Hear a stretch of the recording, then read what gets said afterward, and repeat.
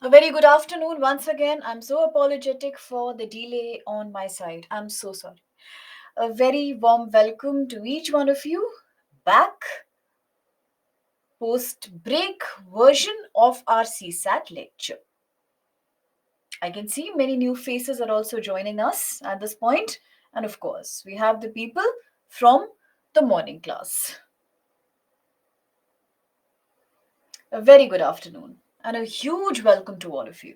I hope you had a good break and I hope you are more relaxed now to further begin on this grilling yet enjoyable journey. So far, from the morning itself, we had a close look at CSAT exam, Civil Services Aptitude Test, and we saw how in the UPSC prelims it has a very special value. We saw how it has 80 questions for 200 marks. We also studied how we need to get a basic minimum passing score, that is 66 out of 200 to pass this paper. But although it looks easy, it is easy only when we really put in some hard work and practice. Conceptual clarity is very critical. We saw how every question in CSAT carries 2.5 marks, and for every negative answer, for every wrong response, 0.83 marks are deducted. They are cut off, which means that accuracy is very important. Now, then we decided and we saw how to proceed, given that this exam has many varieties of questions. It's an aptitude paper, it is complete reasoning, and it has maths, verbal, non verbal reasoning, to data interpretation, to clock and calendar based questions, number series, all of that, decision making. Among these, yes, the most critical segment was comprehension, reading comprehension. Now, we also said, why is it the most difficult? Why is it the most important segment of this exam? Because we saw a chart in the morning. We saw how majority questions in this exam they come from comprehension. We also noticed how out of 80 questions, near about 30 are based only from comprehension. And that's why comprehension is so critical. After that, we tried to understand from the scratch what is comprehension. We understood that it's a life skill. It means the ability to understand something that we don't know, something that's new to us. And whenever we try to understand that, it becomes comprehension. In this exam, we will get passages. What kind of passages? Short passages, very short passages. How many? Well, we can get anywhere about 20 to 25 passages. One or two or three, one to three questions can be based on every passage here.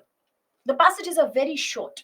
The only thing is, the passages are slightly tough to understand. Why? Because these passages are not ordinary English passages. We saw how all these passages are evidences put together. They are just sentences which work as evidences, proofs. Once we read them thoroughly with full dedication, we need to answer questions based on them. After that, we discussed how. After that, we discussed how we always need to focus on two things. One is the main idea of the passage, which means why is the passage written? What is the purpose or the intention behind the passage? And the second thing is the secondary or the supporting ideas. I told you, the main idea is always a noun, the purpose behind the passage. What is the intention of the writer? What does it try to tell you? While the supporting ideas are verbs and adjectives associated with the main noun. After that, we saw that there are three kind of questions that come in CSAT comprehension. The first and the easiest was passage based questions, and I'm sure, although I'm seeing a lot of new names here, but if I am not wrong, most of the students are from the morning class itself, right? Is that true? Are most of you back in here? I wonder why I'm seeing so many new names. All right, wonderful. That's amazing. That's amazing. That's amazing. That's good to know. Thank you. So I thought that if everyone is new, that why am I revising then? I was confused. All right. Now, Then we saw how three kind of questions are based on comprehension. The easiest was passage based, that library example. The second was theme based, TBQ, gist, crux, critical message, summary of the passage. As I said, every passage has one main idea. Why is the author writing it? What is the passage about? This what is the passage about is the main idea. This is TBQ. The third variety was the most tough called IBQ, inference based questions. We saw how we need to make an inference, which means making a logical conclusion. Remember the example, black clouds plus umbrella equals to rain. A house that's messed up with toys and diapers equals to a child.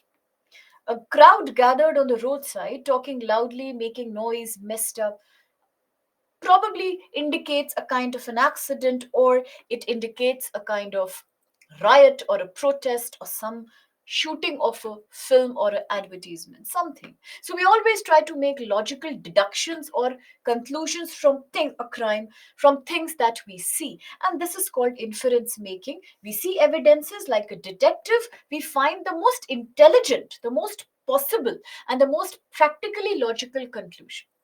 With that in mind, we also saw, are there any golden rules to really help us solve these problems? And yes, there are. I told you 4.5 rules are there. For PBQ, there is no rule required because the answer to a passage based question is clearly visible in the passage. You don't have to use your brain. A PBQ is not based on the full passage, only one line of the passage. But for TBQ and IBQ, you need to understand the main idea of the passage. Is volume a problem with everyone? From my side, my volume is 100%. Could you also increase the volume from your side? And still, if it doesn't work, please once refresh your link. Sometimes that also helps. If still it won't work, I'll call for help. Okay? Now, IBQ cannot be answered very easily. Why? Because you have to join the dots in the passage and find the hidden conclusion. You have to make a conclusion by seeing the evidences. For these, you have the golden rules. The class has started, my dear. We have the golden rules here. And now, talking about the very first golden rule. If any answer option A, B, C, D has an extreme word in it, an extreme word would be only, always, all, never, none, each, every. If there is any of these words used in any answer options, that answer option is wrong. It should be eliminated. It's a 99% successful rule. So please make sure you eliminate the choices which contain extreme words.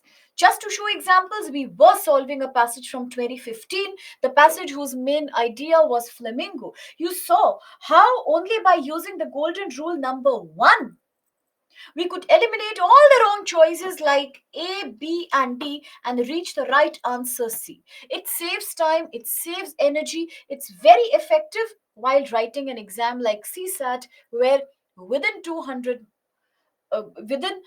hours you have to finish diverse topics, specifically at least 17 RC questions accurately. So in that case, it will really help you save time. But as I said, use these rules with mindfulness.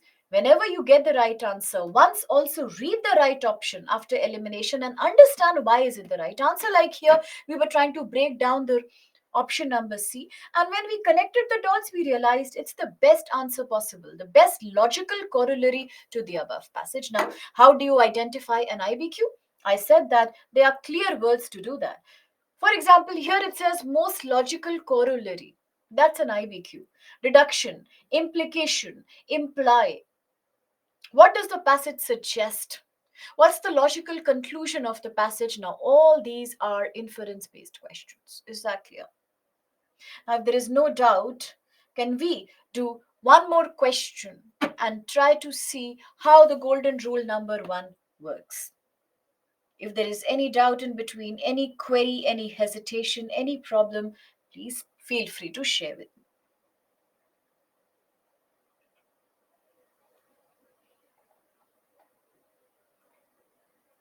Done. Then please take up this question, CSAT 2018, read it thoroughly, come to the question, identify which question is this, and please answer.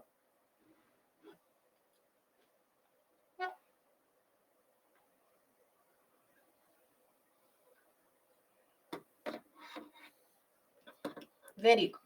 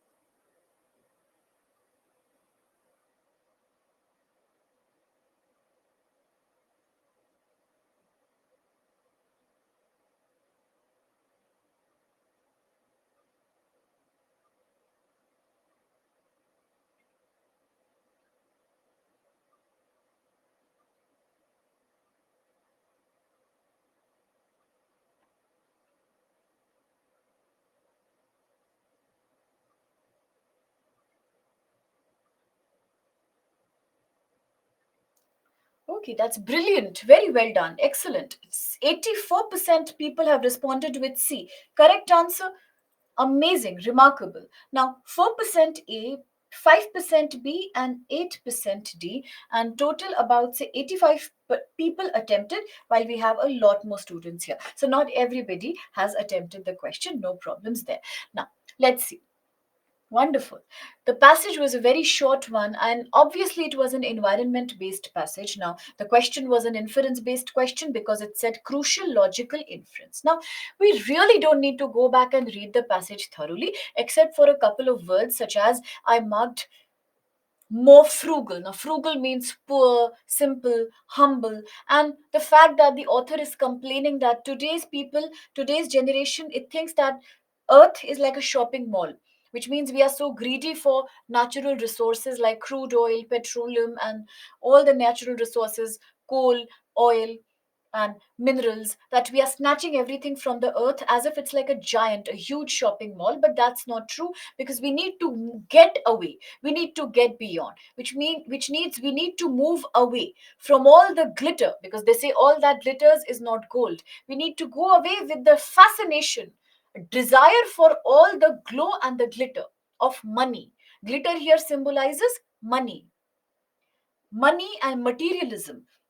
And we need to understand that our earth, it works like a biological system. Now, anything that's biological has a life, it is alive. So please treat it like a living thing. You cannot take all the resources, it's not a shopping mall. That's all we are trying to say. Now, let's come back to the question IBQ, which means we need to first know what's the main purpose of the passage.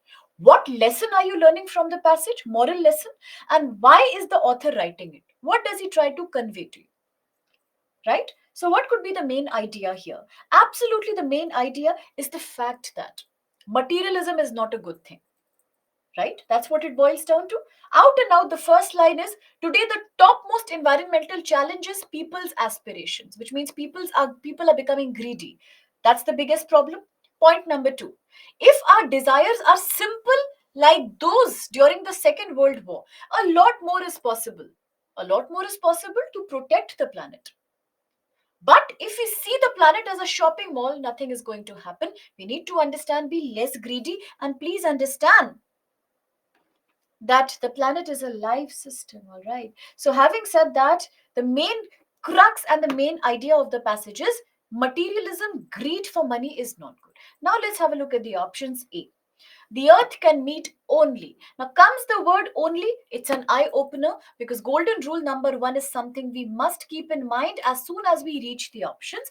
According to golden rule number one, if there is any option A, B, C, D, which uses extreme words like all, only, none, every, each, or always, it has to be incorrect. So better eliminate this. B: the only way. Once again, you see the extreme word, eliminate. D. See, reducing our consumerism. Now, consumerism is a beautiful word because consumerism means that when you become too consumption oriented, it's an economics word. When somebody is really focusing only on consuming, fulfilling necessities, needs, and your desires, that's when you become consumerist. If you are consumeristic, you will become materialistic because then money will become very important for you, right? So, if you reduce your consumerism, the greed to consume, it is very much in our own interest. Why? Why does it sound so logical? Because that's the crux of the passage, that greed and materialism is not good. So if you want to save the planet, it's good for us, right? Now let's come to D and first make sure. Knowledge of biological systems, planet, earth, climate, can only help us. Once again, extreme word, better eliminate. So leaving us with the only appropriate choice, C, leaving us with the only choice C. So even if you had not, in the last moment, read other options carefully and you just saw the extreme word and eliminated by the golden rule, you would have got the right answer in probably 10 seconds or less than that. And that's how you score in CSAT. Is that clear? So very well done. And those who did not mark C, I think, please once again, remember the golden rule number one. Extreme words in any option are not right. They have to be eliminated. Is that clear? It is a lot of risk, absolutely. I would say that. I would say that because not all the questions will give you a situation where three statements will carry extreme word. If it does, please go ahead and do it. Then I will not stop you because time management is critical to CSAT. So, if in the exam there are three options which are using extreme word without reading the passage, if you do it, I have no complaints because ultimately the aim is to get the answer right. But if only two statements have used extreme words, then please don't do shortcuts, read the passage. That's why during the practice session, I never encourage shortcuts. I always say, read the passage. You have to train your mind to read the passage. There is no alternative. But in the final exam, if this situation comes that three options have extreme words, use it. Feel free. I have no problem. That wouldn't happen because if that happens, then all options will be wrong, and it can't happen like that. How can that be possible? That won't happen. All of them will come one by one. All of them. Yes, that can happen. That's very, very valid. In certain questions, there are no extreme words. Here you will find many PYQ questions which will not have any extreme word. So it's not like without rule number one, you can't solve the passage. There is always rule number two, rule number three, rule number four, rule number half. There are many rules. Rule number one is not the only rule. If there is an extreme word, you will use it. If there is not, you will not use it. Simple.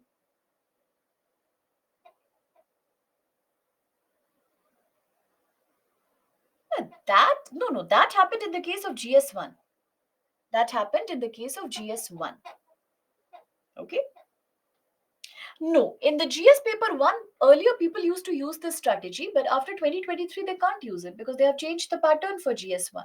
For GS1, they don't give you now only one or only two or only three. They don't give you choices like that now. They say all, none, and all of that. So then you cannot use it. Okay. So for GS paper 2, that's CSAT, RC, you can use the trick very well. Is that sorted? Wherever there is extreme word, you can use this rule. If it's not there, then you can't use it. Yeah, absolutely. Absolutely. That common sense always has to be there. Okay. You can't work without that. Even to use the rule, we need some common sense. Obviously. That goes without saying. It is an easy question, this one, definitely. Done? Is that sorted? Any more doubts regarding golden rule number one? So then let's quickly proceed with the golden rule number two. The accuracy of golden rule number two is going to be 100%. If you ask me, 200%. It never fails you. But there is one catch here.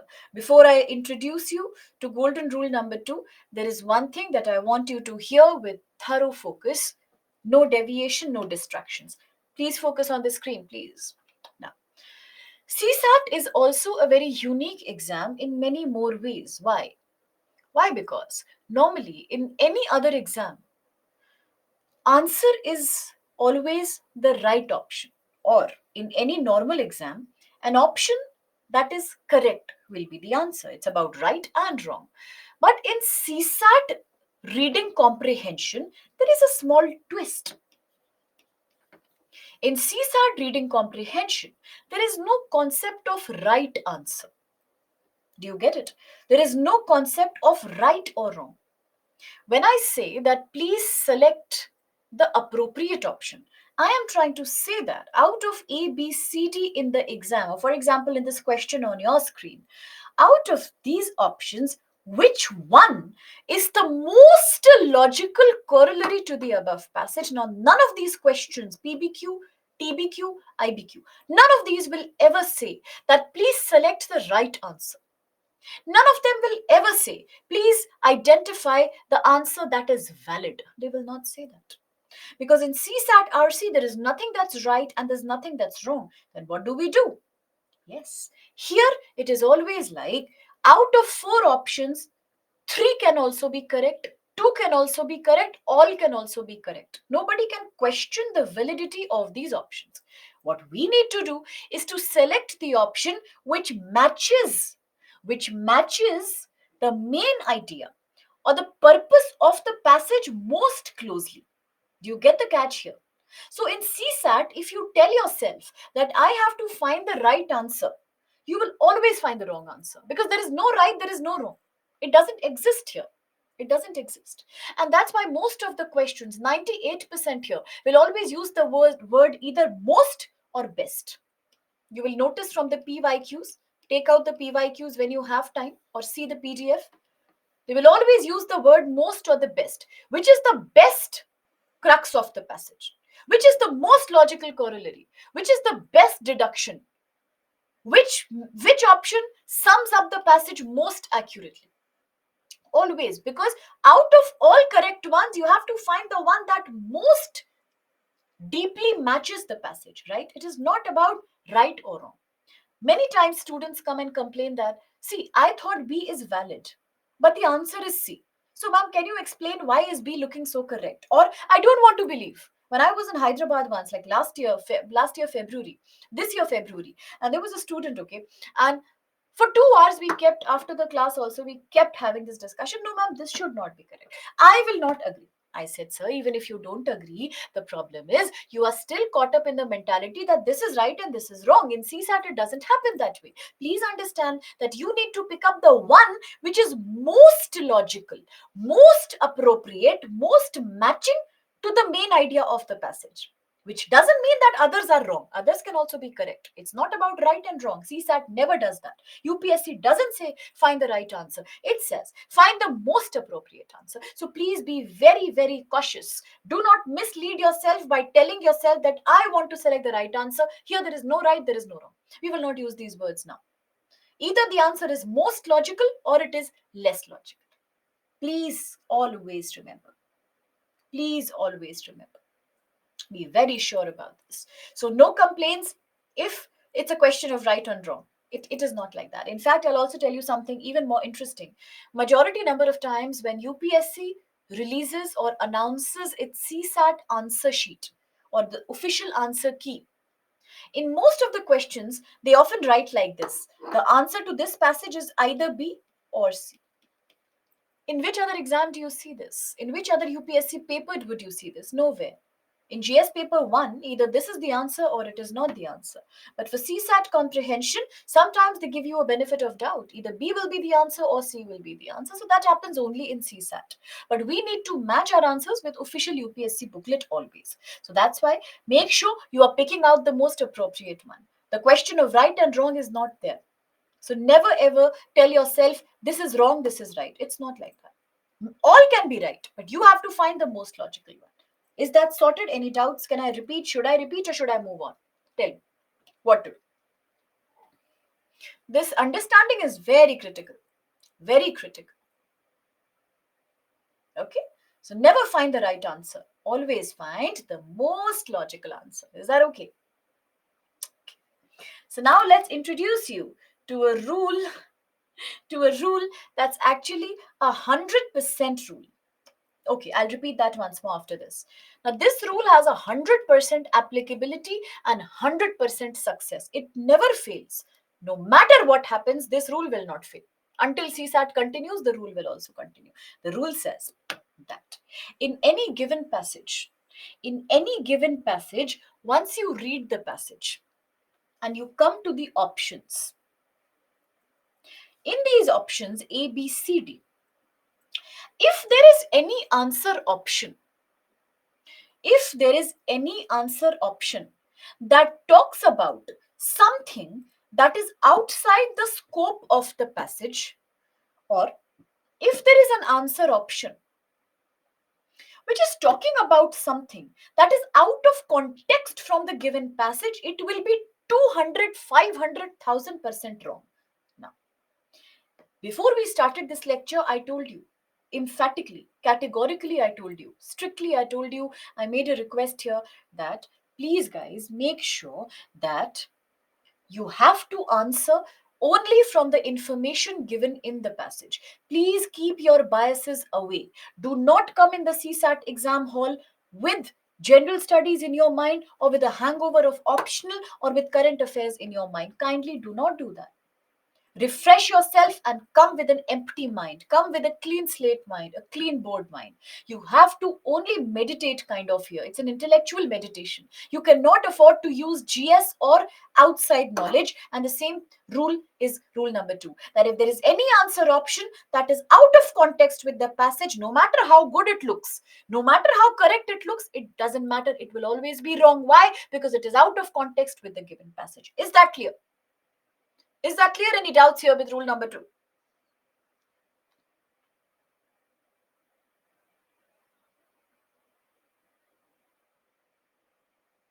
Is that clear? So no answer option that is not mentioned in the passage, that is not related with the passage, that's not being referred to in the passage will be correct. It will always be wrong. If it is out of context with the passage, it will be wrong, wrong, wrong. Example? Please have the example. This is the most critical passage of the day. CSAT 2020. Use the rule number 2. See for yourself. Please read the passage.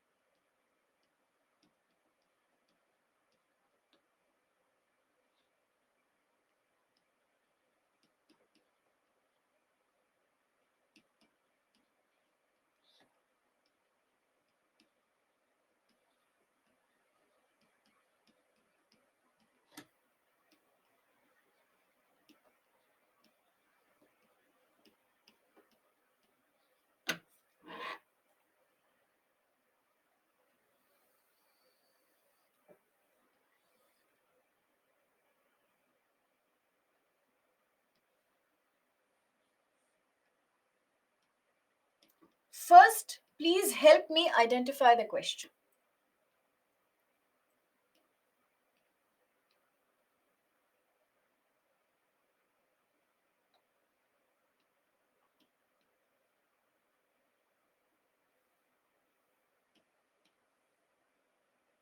Very good. It's an IBQ, inference based question. Excellent.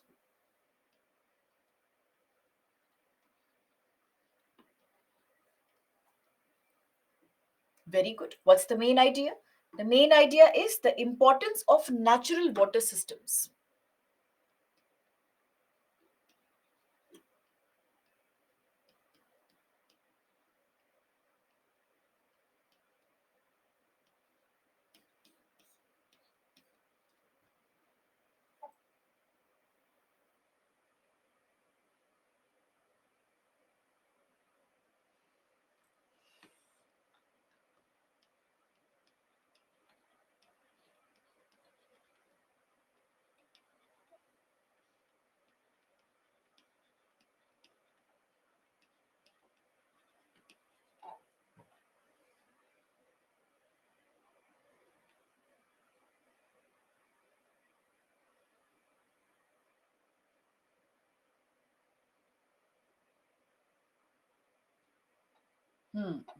So now it feels that we are doing CSAT 2020.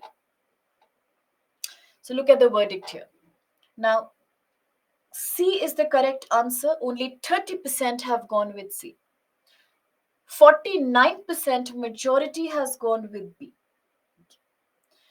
5% only have gone with A. That's good news. That's very good. And 15% have gone with D, while some people have not really interfered. They haven't really attempted the question. So, what went wrong? I told you 2020 was the toughest year for CSAT, so this is quite expected. But still, I would say that the silver lining behind the dark cloud, or the happy news, is that A, only 5% people have selected. That's very good. Now let's see what went wrong. Agreed, it's a slightly twisted passage, but let's break it down a bit. Now, the passage clearly is talking about water. What? But what is the passage trying to tell you? It says the biggest paradox or the irony about water is that water always comes from river and wetland. What is wetland? Any land that is permanently covered by some water. 20 like all 12 months a year with some water. The land is always moist and wet. So water always comes from them. These are the yeah, lake or a pond or whatever, marsh or whatever.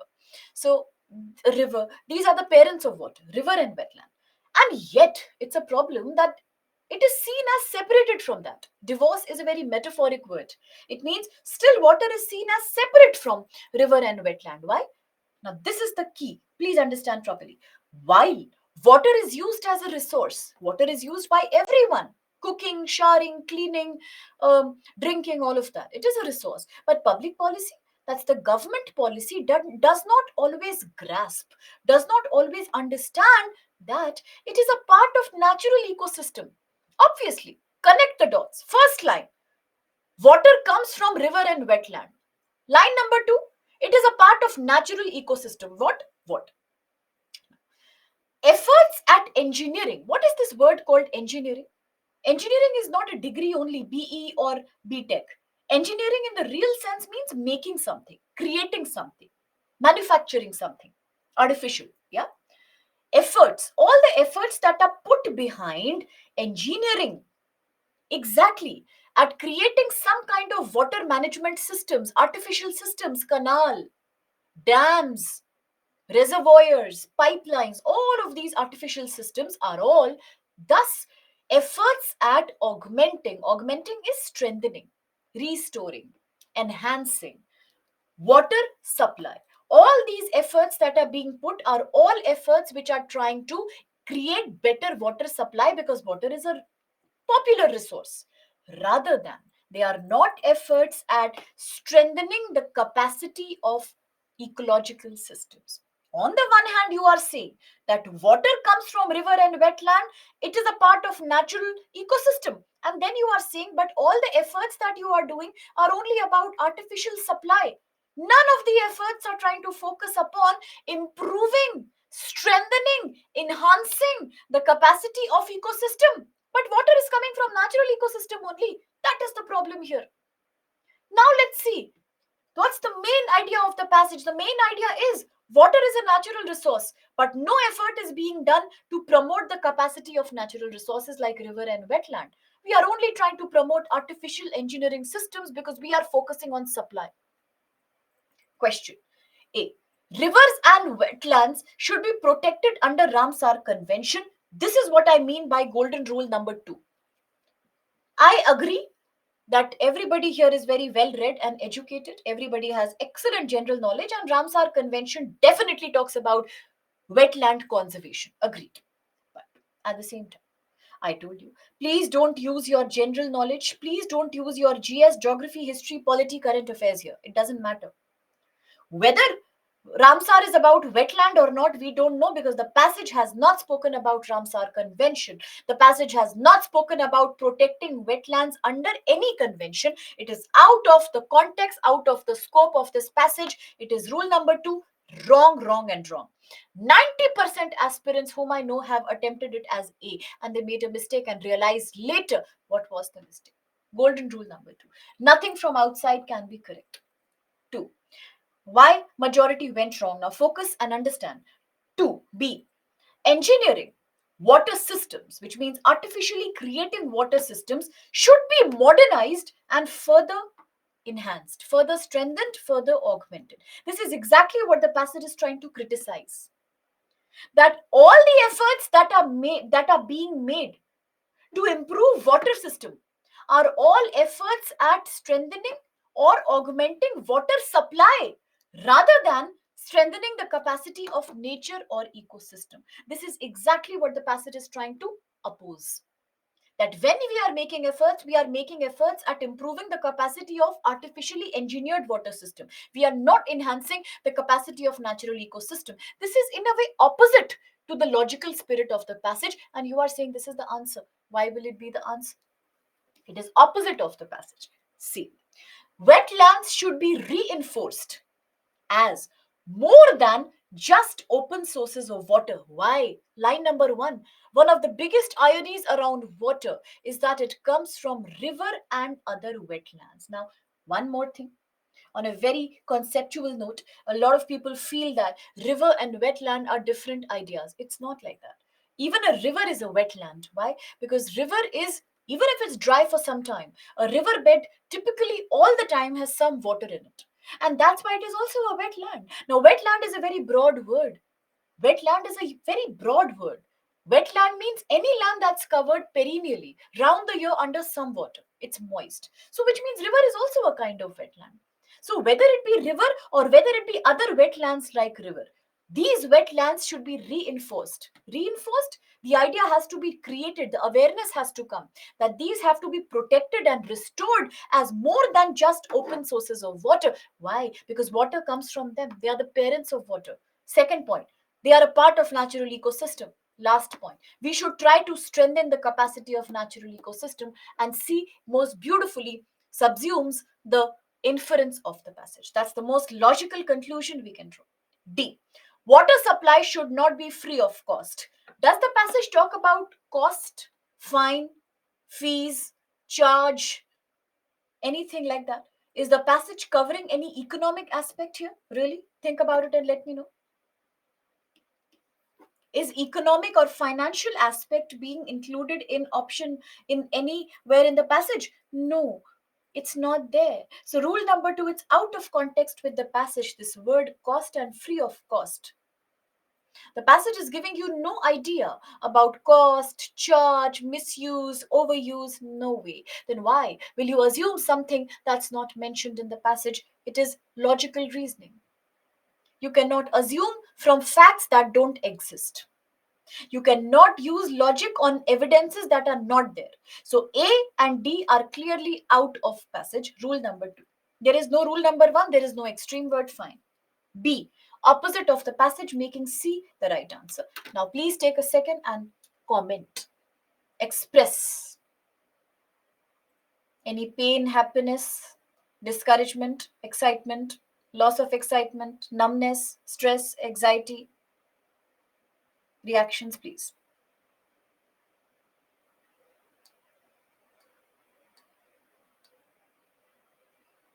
How is the passage?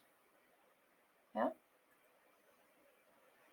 It needs a little different level of thinking.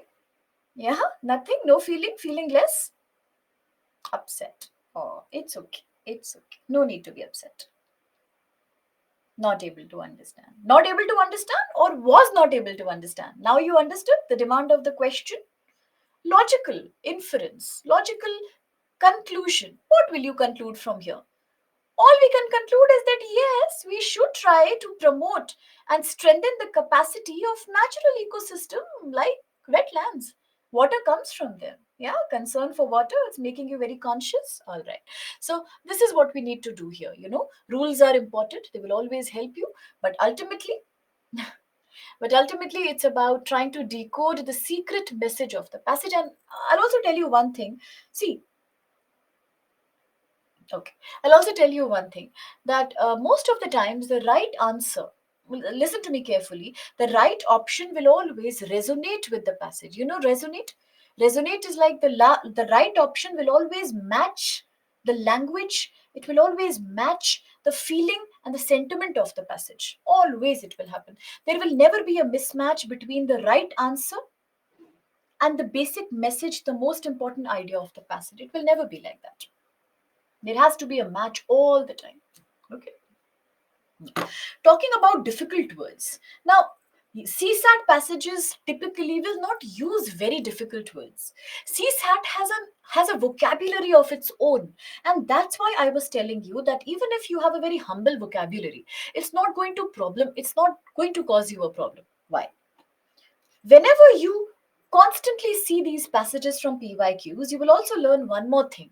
I will also stop you whenever I think it's the right time, but you will always realize one thing on your own, always, that CSAT has a unique vocabulary given by UPSC. Now, you will notice that there are certain words which will repeat in every fourth or fifth passage. They are constantly circulating in the last 10 years. For example, a very good example can be grasp. Now, grasp is something normally people believe grasp means holding something. Please grasp the bottle of water. Please grasp this pen. That's a very different meaning. Actually, grasp means when you try to understand something. And CSAT passages very often use this word. Another very important word I give you is irony. Irony is not a very tough word. It's just like it repeats in passages. Irony means some kind of paradox, some kind of sad paradox. It's an irony that India is one of the largest producers of wheat, and still there is so much hunger prevailing in Indian society. It's ironic, or it's an irony that in India we worship the female deity, and despite that, there is so much patriarchy in the society. So, all these are ironies, a sad paradox. Okay. Another important thing, words like anarchy. It is so commonly used in these passages. What is anarchy? Lawlessness, crime, breakdown of law and order. So you will constantly find these words. It's not like you need to be very good in vocabulary. Okay? It's not like that. When you constantly practice these passages, like engineering. Now, engineering is a very basic word, but we misuse it all the time. I have done my engineering. She has done her engineering. Now, that's a very, very partial understanding of it. Engineering is the skill of making something. So, these words we will get more familiar to, like even augment. Augment is a very popular word in CSAT. Augment means to enhance something. I want to augment my income. That's why I want to do more work. As simple as that, right? So these words you will keep listening to in the passages, and you will also develop this vocabulary on your own. So don't worry if you did not get a few words here and there. It doesn't matter. It doesn't matter. And even if you didn't know the word irony, even if you did not know the word augment, still you can understand the main idea of the passage by skipping these words. Okay. All right. Is that fine? Can we try one or two more passages with golden rule number two? Nothing from outside should be allowed. Okay. And don't get discouraged. The biggest thing I tell my students is that please don't get disheartened. It doesn't matter whether you're getting the answers right or whether you're not getting the answers right, but what matters is that you understood why is this the right answer. Now, majority people who don't take lectures seriously, or who are not even enrolled in any program, if you ask them today that in 2020 a passage came, answer was, what was the answer? They have seen the answer, they will immediately say C. But if you ask them why, they will be clueless, and that's not the right way of understanding. There's no use. So therefore, don't fall for mistakes, don't get discouraged. Every passage will teach you something. Focus on that. The next passage is 2018 coming your way from UPSC. Please try.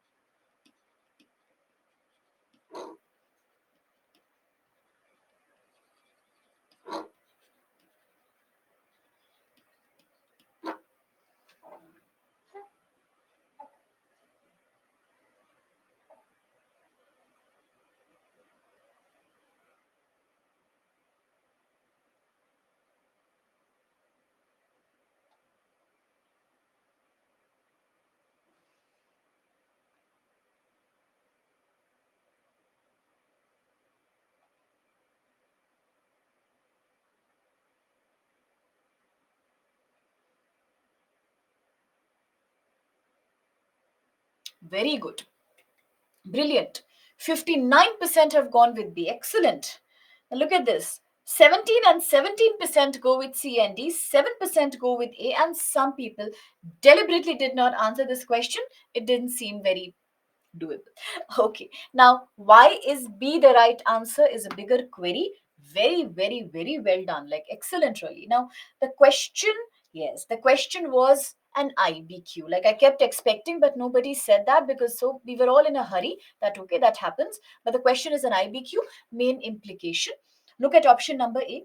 India can have territorial claims, territorial, geographical, land oriented, claims in the Arctic territory and free access to its resources. Very good. But in the passage, are we talking about India? Are we talking about India? Is India mentioned or referred to anywhere in the passage? Is India near the Arctic Circle, Arctic coastline? Not at all. So it's completely out of context, completely outside the scope of the passage. Rule number two, wrong. Please eliminate. Left with three options. Let's look at C. The Arctic region will solve the world's future problem of resource crunch. Now, there are two problems I have here. One problem is in the passage, are they telling you directly or indirectly that Arctic will solve world's future problem of resource crunch? Future problem solution is not being discussed in the passage. Another thing is, are we talking about the whole world here in the passage? I don't think so. We are only discussing about those countries. Which countries? Which have a link with Arctic coastline. The possibility of an ice-free summer has prompted, encouraged, prodded countries with Arctic coastline to scramble for great chunks of the melting ocean. Which countries are these? These are countries with Arctic coastline. How can we say world's future problem? Just because these countries are fighting over Arctic resources, like in reality, China, Russia, Siberia, all of that, does it actually mean that the whole world's future problem will be solved? Where is world mentioned in the passage? Same situation like it happened in the Flamingo passage. And that's why I tell you that all the passages have the same theme. And then people say that no, no, no, every passage is different. I say never. Somewhere we are misunderstanding. Let's blame ourselves for it. Even in 2015 passages on Flamingo, I can show you if I'm wrong. There was an option which said all species of birds, every species of birds, and then you only said how can we say all species of birds? The passage is talking about only one, that is Flamingo. How can we say all? Similarly here also, how can you say world's future problem when the passage is only referring to few countries near the Arctic coast? No sense. D. The Arctic region has more resources than Antarctica. Now, this is absolutely out of context. Rule number two. Why rule number two? Nothing from outside should be allowed. Now, please show me, because I'm very desperate to see, where in the passage have they compared between the resources of Arctic and Antarctic? Show me, show me. I'm dying to see. Please show me. Give me some blessings. Enlighten my path also. Open my eyes of wisdom also. Show some kindness on me also. Where is it? Resource comparison between Arctic and Antarctic, because somehow I can't see nowhere. Why am I not seeing? Where are my 17% sweethearts? Why don't they show me? Why did they disappear? I'm desperate to see. Only in one place they have made a comparison between Arctic and Antarctic, and that is in the second line. Unlike Antarctica, which is protected from exploitation by the Antarctic Treaty framed during history, Arctic is not and it is not subject to any territorial claim by any country. There is no legal regime or no legal protocol protecting the Arctic from industrialization. That's the only comparison between these two areas. Antarctica is protected. Nobody can come and fight there. Nobody can come and enter there. It is a rule. It is a treaty that was made long, long back. In Arctic, there is no such rule. So how can we prevent it from industrialization, especially at a time where the world needs more and more resources, growing population, natural disasters, COVID-19 and all these pandemics, food shortages? Where are we saying that one has more resource than the other? If anybody shows me, that will be the biggest thing I can ask for. Show me. Where is it? No kindness on me? Show me some intellectual kripa. Where is it? It's not there. No? Then why did you do it? Why did you think it was the right answer? Golden rule number 2 says nothing from outside should actually be the answer. That's a very valid point about Russia, UK, and America. The reason why they block Antarctica, the reason why today they are fighting over Arctic. Now, all that is very clever geopolitics. I agree. This is all imperialism, neo imperialism. I agree. But coming back to the passage, where is it? It's not there. So, what are you left with? B. Now, let's see why is B correct. We are not doing any guesswork. We will do serious work. Why is B correct? Melting of summer ice. In summer, ice will melt in the Arctic area, in the North Pole area, leads to changes in geopolitics. Now, there are two reactions that I get in every batch. One reaction is, ma'am, geopolitics is not mentioned in the passage. My answer is, sweetheart, this is not a PBQ. If it was a passage based question, I will agree to you. Yes, it is not mentioned, very bad. But this is not a PBQ. It's an IBQ. You cannot expect that the right answer will be easily available in the passage. Second thing, I need you to break down certain things. Look at option number B again and look at the passage and try to match the second last line with the option number B. The distinct possibility of ice free summer. Whether I tell you ice free summer or I say melting of summer ice, is it too different from each other? I want to drink water. This water I want to drink today. How is it different from each other? We are studying CSAT RC. RC CSAT is being studied by us today. Now, how much of difference are these two things? The last line says distinct, clear possibility of ice-free summer, and option number B says melting of summer ice. What is the difference? Changes in geopolitics. Look at the last line. The possibility of an ice-free summer has encouraged countries which have the same coastline as that of Arctic, all these nations here, they are trying to scramble for the resources. They all are trying to rush there because ice is melting. They can reach there more easily now because of climate change, and now they are scrambling, they are jostling, they are fighting, they are struggling over melting ocean, natural gas, fish, minerals, and all of that. So tell me, is the option number B not matching the passage? Now you tell. No, tell. No, you have to tell. Is the option number B not matching the spirit of the passage, the message of the passage? Now, can you see it clearly or not? Exactly. And what is geopolitics? When politics happens over geography, it is geopolitics. Here, politics is happening because of geography. Ice melts, this area is resource rich, all the countries rush nearby and they start fighting. They are fighting, they are doing politics on geography, that's geopolitics. Now, tell me, what more will CSAT do for us?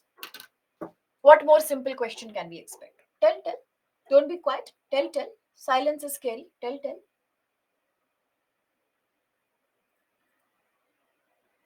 Okay, now is it clear or any more doubts here? See, it was very easy, right? It's not difficult at all.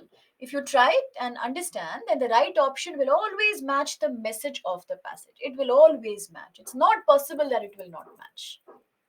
Don't fall for traps. Don't fall for them. See, why will you say D is the right answer? There is no mention. Use rule number 2. It's 100% success rate. Similarly, A. Come on, India is not there. Similarly, C. Are we talking about the world? Don't generalize. Stick to the context of the passage, please. All the answers will be in the passage somewhere or the other, directly or indirectly. Okay? Our perspective has to be correct. Is that fine? You want more gyan or should we proceed?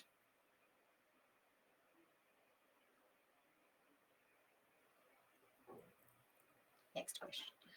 Okay. So now, if you are satisfied with rule number 2 and how to use the rule number 2, it's okay. There are many more things to come. Let's proceed with rule number 3. Now, golden rule number 3 is actually a very golden rule, huh? Not because it's like others are not as good, but this is very, very good because efficacy is excellent. Say, I would say about 95% you will get results. I'm being honest with you. Talking about golden rules, one is only 99%, two is 100%. Now, three, what I'm going to tell you now is 95%. Now, you will say, why 95% only? So, it's 95% because what if the word itself is not there in the passage? Then what to do? If the word itself is not there in the passage, then there is nothing we can do. That's why 95%. But if the word is there in the passage, the secret word, the key word, then it will be very successful. So, what is this word? What is rule number 3? So, please listen carefully. Now, in English, obviously, you know, there is a word called that. It's a very common word, you know, very, very common word. We can use it prepositionally, right? We can use it with an adverb. Now, the word that has its beauty. Sure, I'll write it. I'll write it.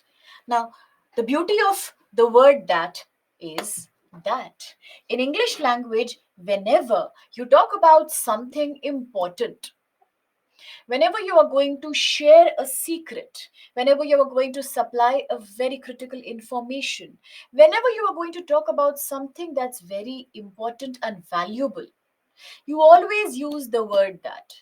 Without this word, there can be no formation of important sentences, there can be no expression of important things. Let's take an example. Are you sure that you are understanding everything? That. The beauty of this word is that whichever words come before this in a sentence are not very important. They are less important if you notice. But whatever words in any English sentence come after the word that, they are very important. They will always give you the most important information. They are VVIPs. For example, John told his brother that Linda is beautiful. Now, look at that. The most important gist or the most important message of this sentence is that Linda is attractive or beautiful. It always comes after that. Second one, the entire argument rests on the premise that their family wants to live together. Now, the most important part and the most important information in this sentence comes after the word that the family wants to live together. Anything before this word is not so important. It is just an introduction. It's not important. Next, he has been informed that he needs to complete the payment first. So, what is the most important thing? That he needs to make the payment first. I have decided that I will not participate in the school event. I have decided it's just an intro, it's just a background. The most important thing I want to convey is that I will not participate in the school event or whatever. So, wherever there is the word that in any sentence,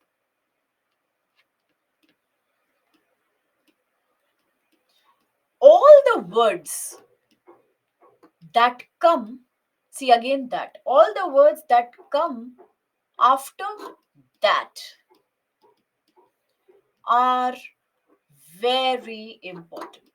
So, even in your passages, when you read the passage, you will often find that the word that is being used. And whenever you find the word that, stop for a second, stop for half a second, take a nicely sharpened pencil in your hand, not a pen, not a marker. It's not allowed to mess up with the question paper. It's a bad thing. It's not permitted by UPSC. So you'd better take a sharp, clean pencil with an eraser, and wherever you see the word that, either underline it or just mark it or just tick it, because the immediate line after this word that, or the next sentence after this word that, will always lead you to the answer, the correct option. It will lead you to the main idea of the passage. It will lead you to the main purpose of the passage. Is that clear? So you have to focus on this word that a lot. Because the most important arguments of the passage, the correct answer, the main idea will always be discussed where? Whenever the word that comes. Is that sorted? Is that clear? That's the golden rule number 3. Any doubts here? Any doubts, questions, queries at this point? No? Fine. In that case, let's quickly see the example and proceed. Now, here there is a sample passage that I have brought for you. And why I got this sample passage for you is because I want you to just read it thoroughly. It's a slightly long passage. Don't worry. Read it. Try to use the rule number 3, the word that, and then we'll do the question so that you come to know how to use the rule number 3.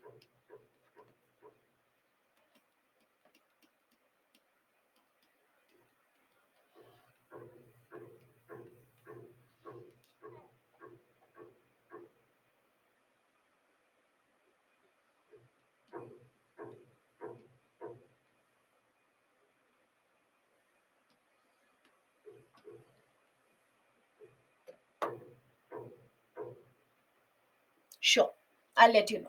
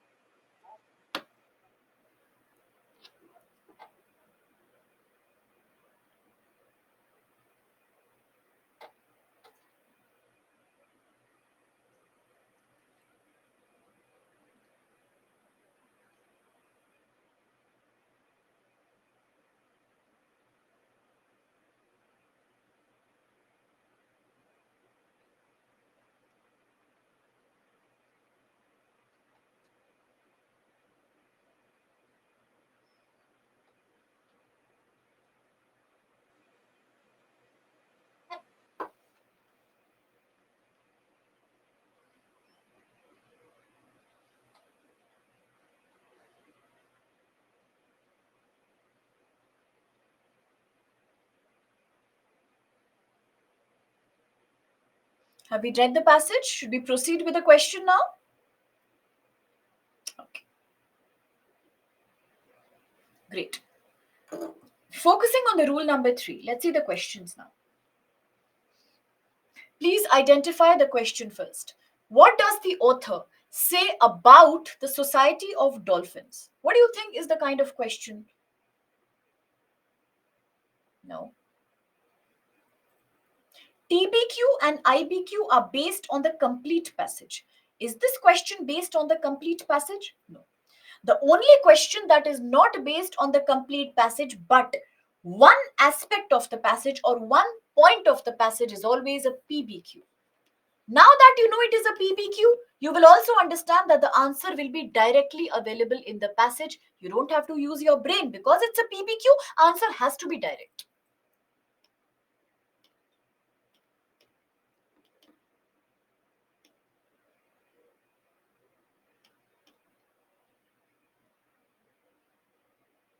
Let's quickly see the passage once again.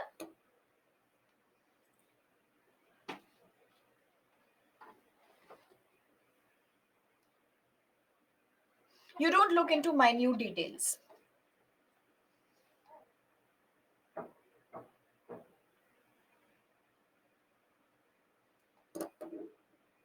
Options.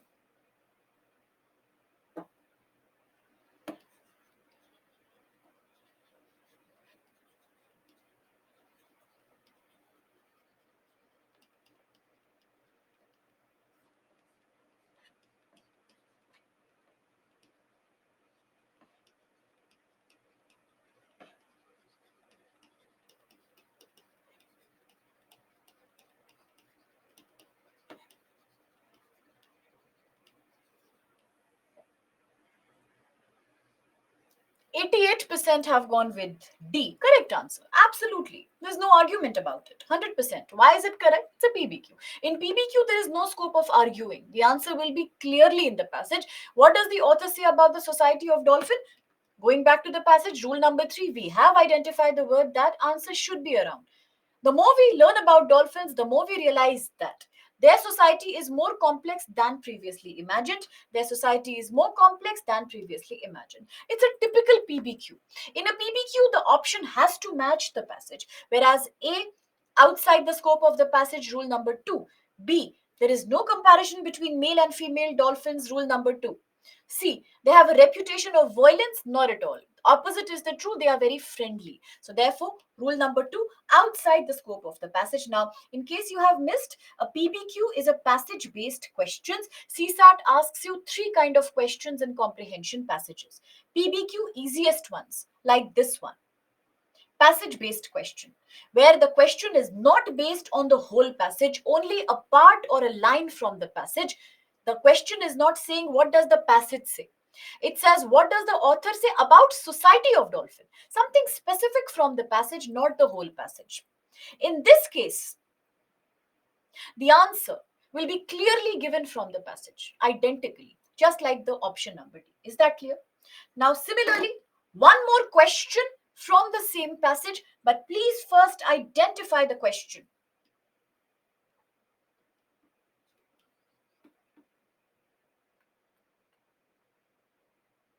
Very good. Definitely it's an IBQ. Why? Because what can you infer from the passage? Infer means inference, not a TBQ, not a TBQ. TBQ would be theme, crux, gist, main idea. Inference. It is based on the full passage? Yes. It is using the word inference? Yes. It's an IBQ.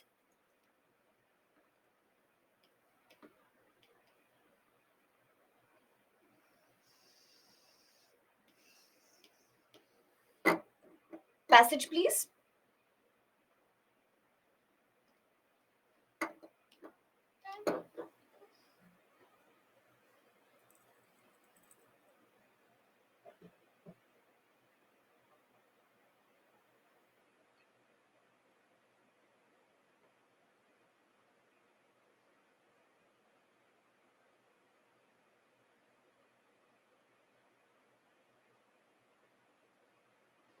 Options.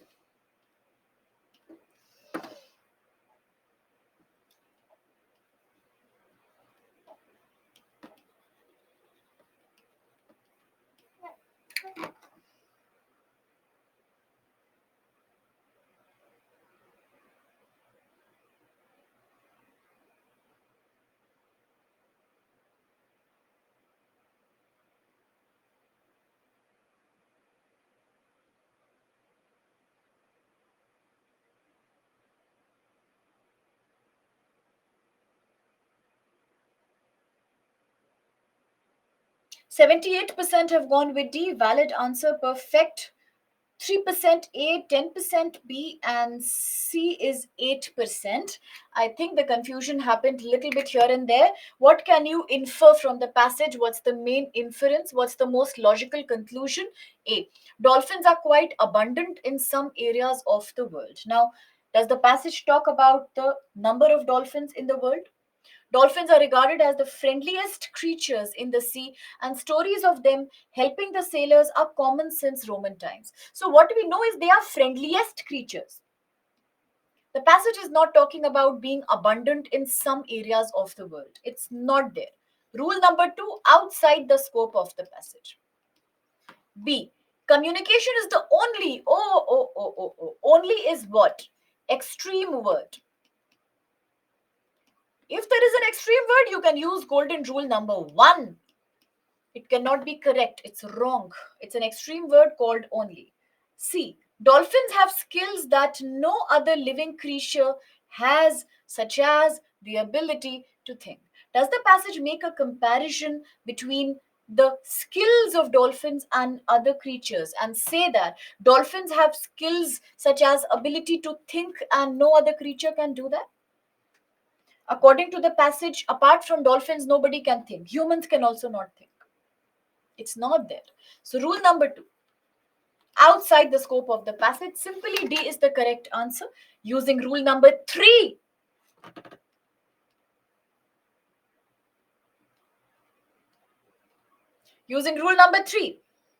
some scientists, just come here. The more we realize about dolphins, the more we realize that their society is more complex than previously imagined. They look at they look after other dolphins when they are ill. They care for pregnant mothers and they protect the weak in the community. Something, rule number 3, the word that humans also do.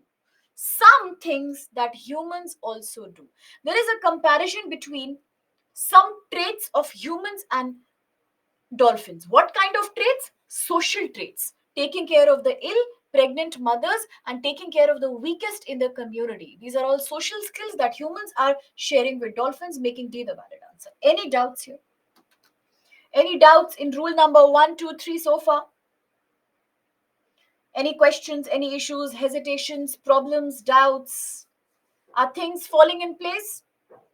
Are you getting a little bit comfortable with this whole reading comprehension of CSAT?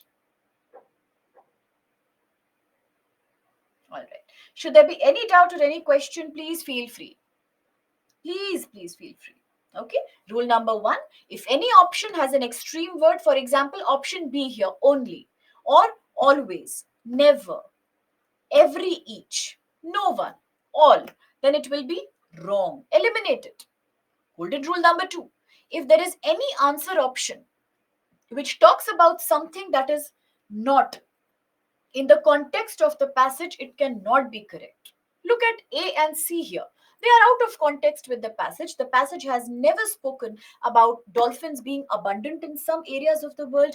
The passage has not spoken about no other creature having the ability to think. So, therefore, absolutely, rule number 2 is out of context options to be eliminated. Rule number 3, while reading the passage, if you find the word that, please stop for a while, focus there. The next line will somehow lead you to the answer.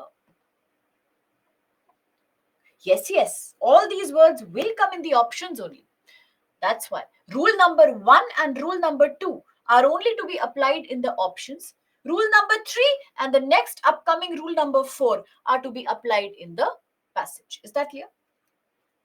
Is that clear? Can we do one easy small passage following rule number 1 to 3? Please read the passage.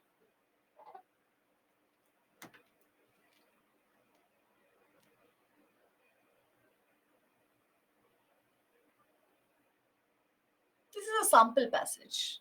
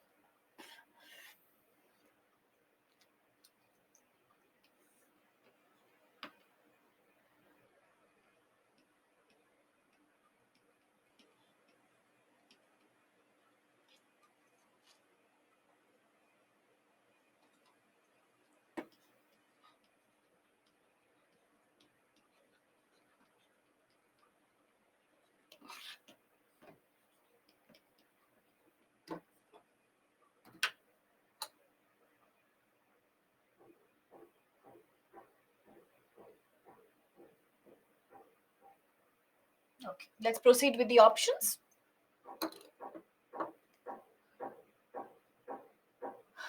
Yeah.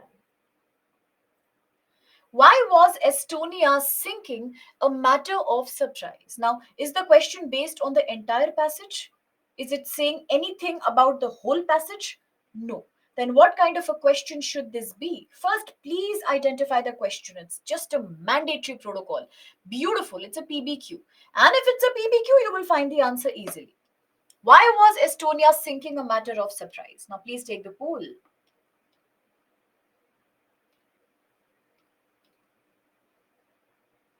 Back to the passage for a second, please.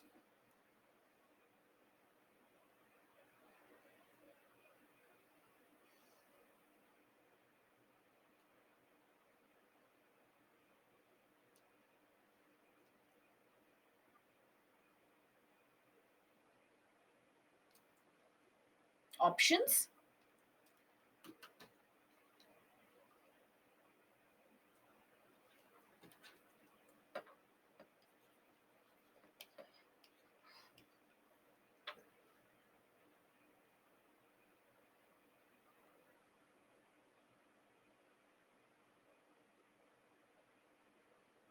Passage for a second, please.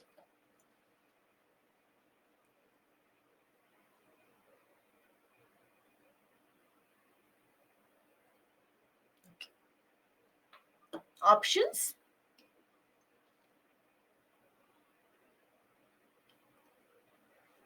A PBQ is a no-brainer. You don't have to think. If you are thinking, it's not a PBQ.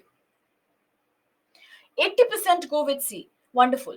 1% A, 2% B, 17% D. Right. Let's just fix this confusion here immediately. Now, when we say it's a PBQ, automatically, no, this is the reason I want you to identify the question always, because whenever you come to know it's a PBQ, automatically please believe that the answer is written clearly in the passage. I just have to locate it. I don't have to think, I don't have to use my brain too much. Otherwise, it's not a PBQ, but this is a PBQ. So, answer should be there. A. There was no storm in the sea while it was sailing. Rule number two, outside the scope of the passage. Look at this word here. Estonia rolled over and sank in a cold, stormy night. There was a storm, opposite of the passage. B. It had sailed several times before in rough sea. Has it been mentioned anywhere in the passage that it had sailed several times before in the sea? Never. Not even in one line. So there's no reason for you to assume something that's not there in the passage. Kindly stop yourself from imagination, creativity, and assuming things that do not exist in the passage. You cannot make up your own reasons. You cannot do that. Rule number two. C. It had been thoroughly inspected the day of its fatal voyage. Voyage is a journey, fatal is lethal, deadly. Let's see. That, most importantly, that it had been thoroughly inspected the day of its fatal voyage. This is the typical PBQ. Match the following. Answer is clearly written in the passage. Why did people then say it is D? Let's understand, because I know what has happened. Let's break that down. D says it was believed to be unsinkable. This is opposite of what the passage is trying to say. Focus. Naval architects never claim that a ship is unsinkable. What are they saying? Naval architects, those who make ships and boats and stuff like that, they never claim. Are they claiming it? Do they say that this ship is unsinkable? I have made the ship, it cannot sink. It is unsinkable. They never claim that a ship is unsinkable. They never claim. But the sinking of passenger and car ferry Estonia in the Baltic Sea should never have happened. It should not have happened, but it happened. But they never claim that a ship is unsinkable. Any ship can sink. Although Estonia should not have. Why should it not have? Because it was well designed and carefully maintained. It had the proper number of lifeboats, and most importantly, that it had been thoroughly inspected on the day of its fatal voyage. Option number D says it was believed to be unsinkable. Where is it saying that? Definitely, it was not believed to be unsinkable, because naval architects never claim that a ship cannot sink. It is a matter of surprise that it has sunk. It is a matter of surprise that it sank. It definitely doesn't mean that anybody is claiming that it could not have sunk. It's not like that. Nobody is claiming that a ship is unsinkable. Ships can sink, whether it's Estonia, whether it was Titanic. Any ship can sink. But definitely it is surprising, because everything was so good and still it sank. It was thoroughly inspected the day it was about to start and still it sank. That's why C is the right answer. Any confusion? Yes, it is a PBQ. No, it's not a PYQ, it's a PBQ. It's not a PYQ. Is that clear? More importantly, is rule number one extreme word, rule number two outside information, And rule number 3, that clear to you?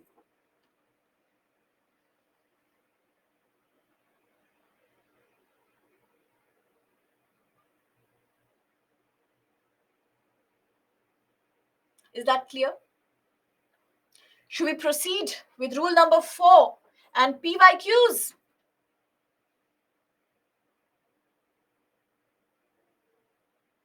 I didn't get your question about this 9S PBQ. Can you please break it down for me? Can you clarify? All right. Now, proceeding further. Oh, wait. Before I discuss with you rule number 4, there is a PYQ you have to solve on rule number 1 plus 2 plus 3 all together. So we'll do the rule number 4 after this. Please take up the passage 2018 CSAT PYQ. Please use all the rules together. Please read. Sure, after this.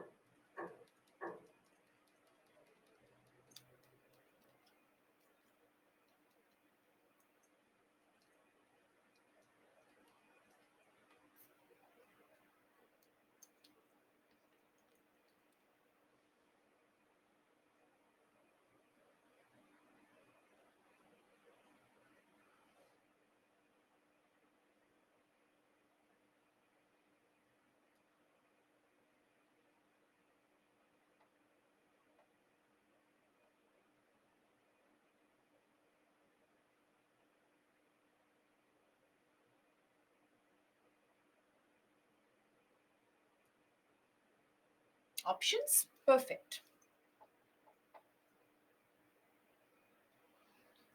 What kind of question is this? Think and answer. Very good. Brilliant. Remarkable. It's a PBQ. It's a PBQ because it is not based on the complete passage. It is based on some fact of the passage, which we don't know yet.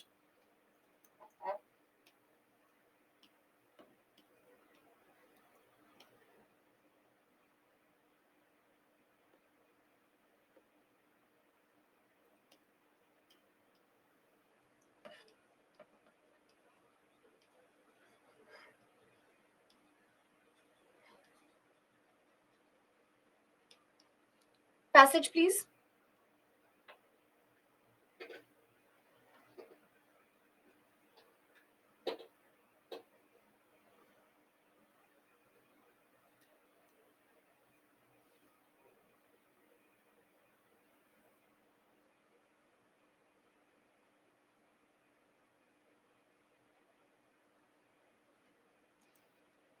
Options, please.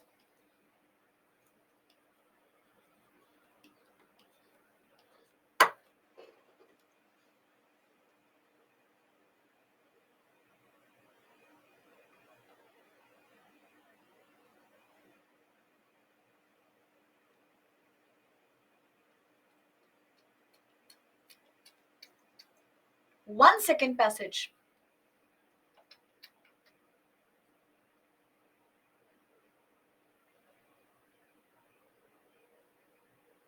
Back to the options.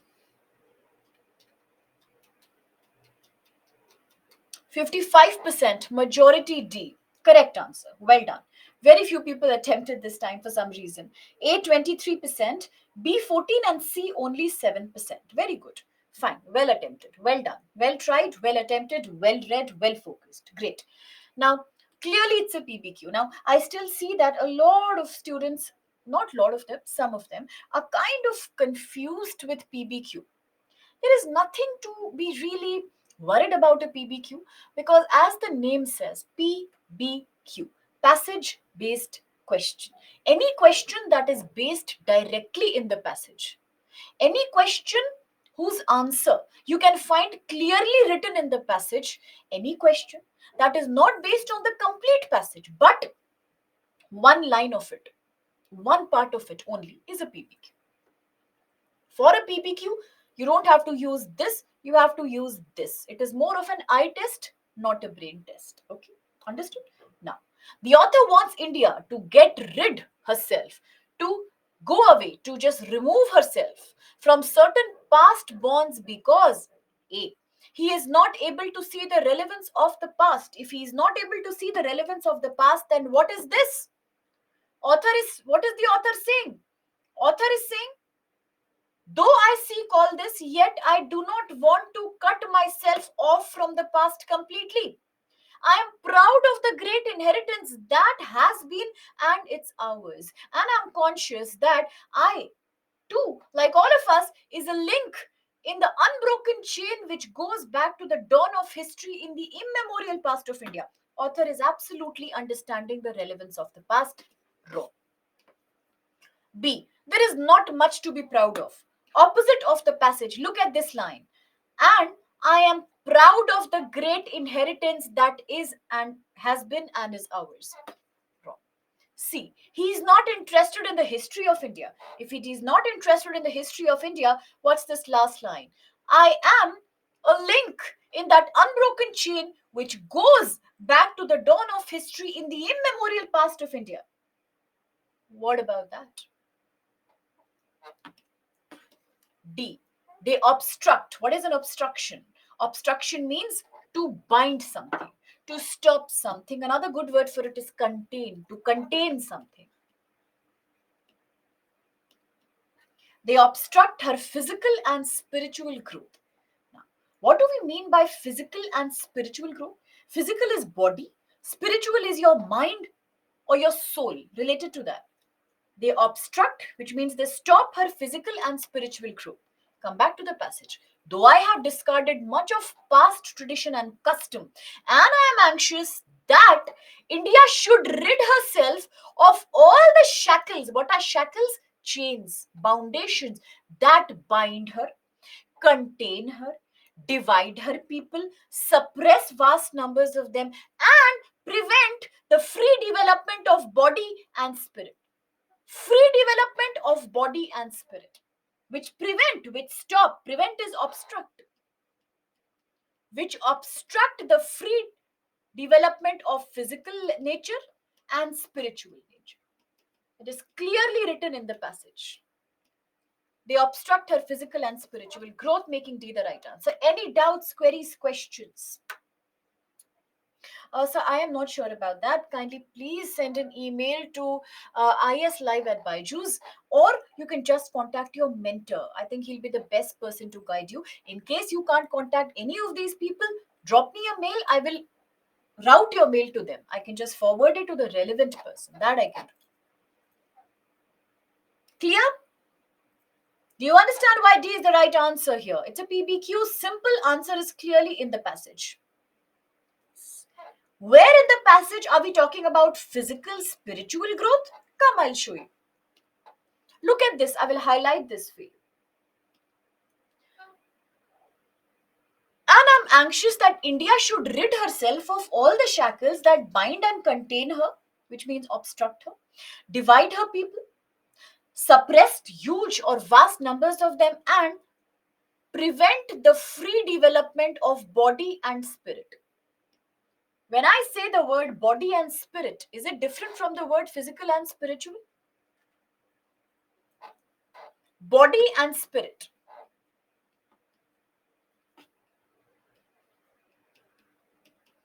Now you know why is it a PBQ and why was answer clearly available? Any more doubts or is it sorted? Or anybody else also who has a doubt? No doubt, query, question?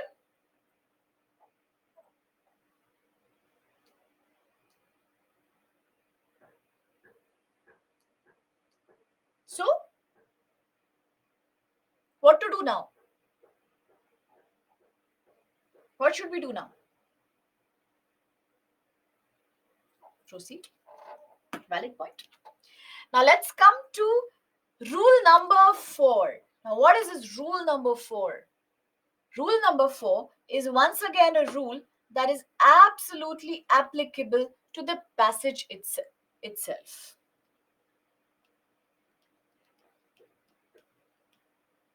It is to be used in the passage itself. Okay. Now, what is golden rule number 4? Now, the golden rule number 4 says that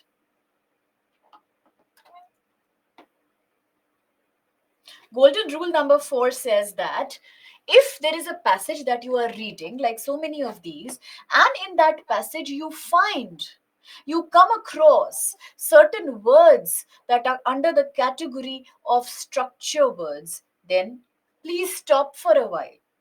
Take a pencil, highlight the next line with the pencil, or underline or mark the line that comes after structure words. The line that immediately comes after or follows the structure word is very important. Why? One, it will help you find the correct answer. Second, it will help you identify the main idea of the question. Is that clear? Bigger question is, what are these structure words then? What do we mean by structure words? So let's find out the structure words. In English, there are certain words which are referred to as structure words for a reason. The reason is that these are very powerful words. These are very powerful words.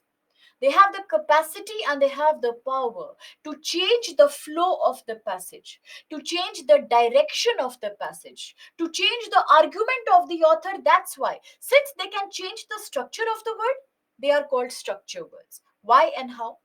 Certain examples are thus, therefore, hence, but or yet, since or for, however, moreover, unless, until. Wherever you find these words in the passage, you will stop, underline the next line, because it will change the flow and the argument of the author. For example, you want me to show you an example? Let's go back to the previous passage now. The passage 2018. Yes, the passage 2018 that we have just done. The passage that spoke about physical growth and spiritual growth. Okay. Now, in this passage, do we find any structure words? Yes, absolutely. Where is it? It's right here. Yet. Yes, very good. It's right here. Though I want all this, yet. Now, see what has happened. Before this word, he's constantly trying to say that I want to avoid past. I want to abandon, discard past tradition and past custom. Why?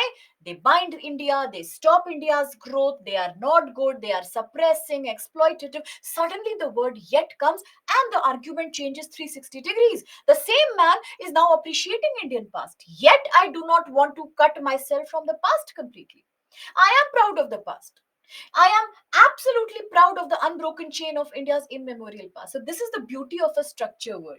Wherever the word structure will come, automatically the flow of the passage will change. The author will suddenly change the direction of the argument, and that's where your answer will be. That's where most of the answers will be situated. So, that's why we say that structure words are super important. Just like that, there are other words. But can be used synonymously to yet. But can also be used. No problems there. Similarly, thus, when the author is trying to conclude an argument, whenever the author is trying to conclude a set of arguments, the author will use words like thus, therefore, hence. The author will always come to a conclusion here. Similarly, whenever the author is trying to give you a reason behind something, let's see an example. Come, let's go a little bit behind.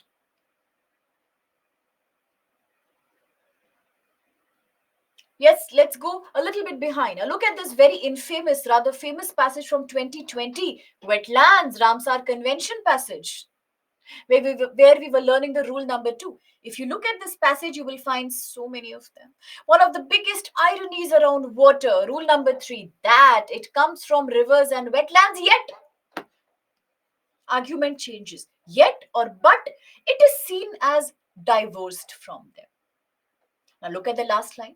Efforts at engineering water systems are thus, structure word again, conclusion. They are thus efforts at augmenting water supply rather than strengthening the capacity of ecological system. So whenever the word yet comes, the word thus comes, or the word moreover comes, until unless come, the entire argument will change. The line next to it will always lead you near the main idea of the passage. Always remember that, and that's the beauty of structure word. Similarly, if the author is trying to argue,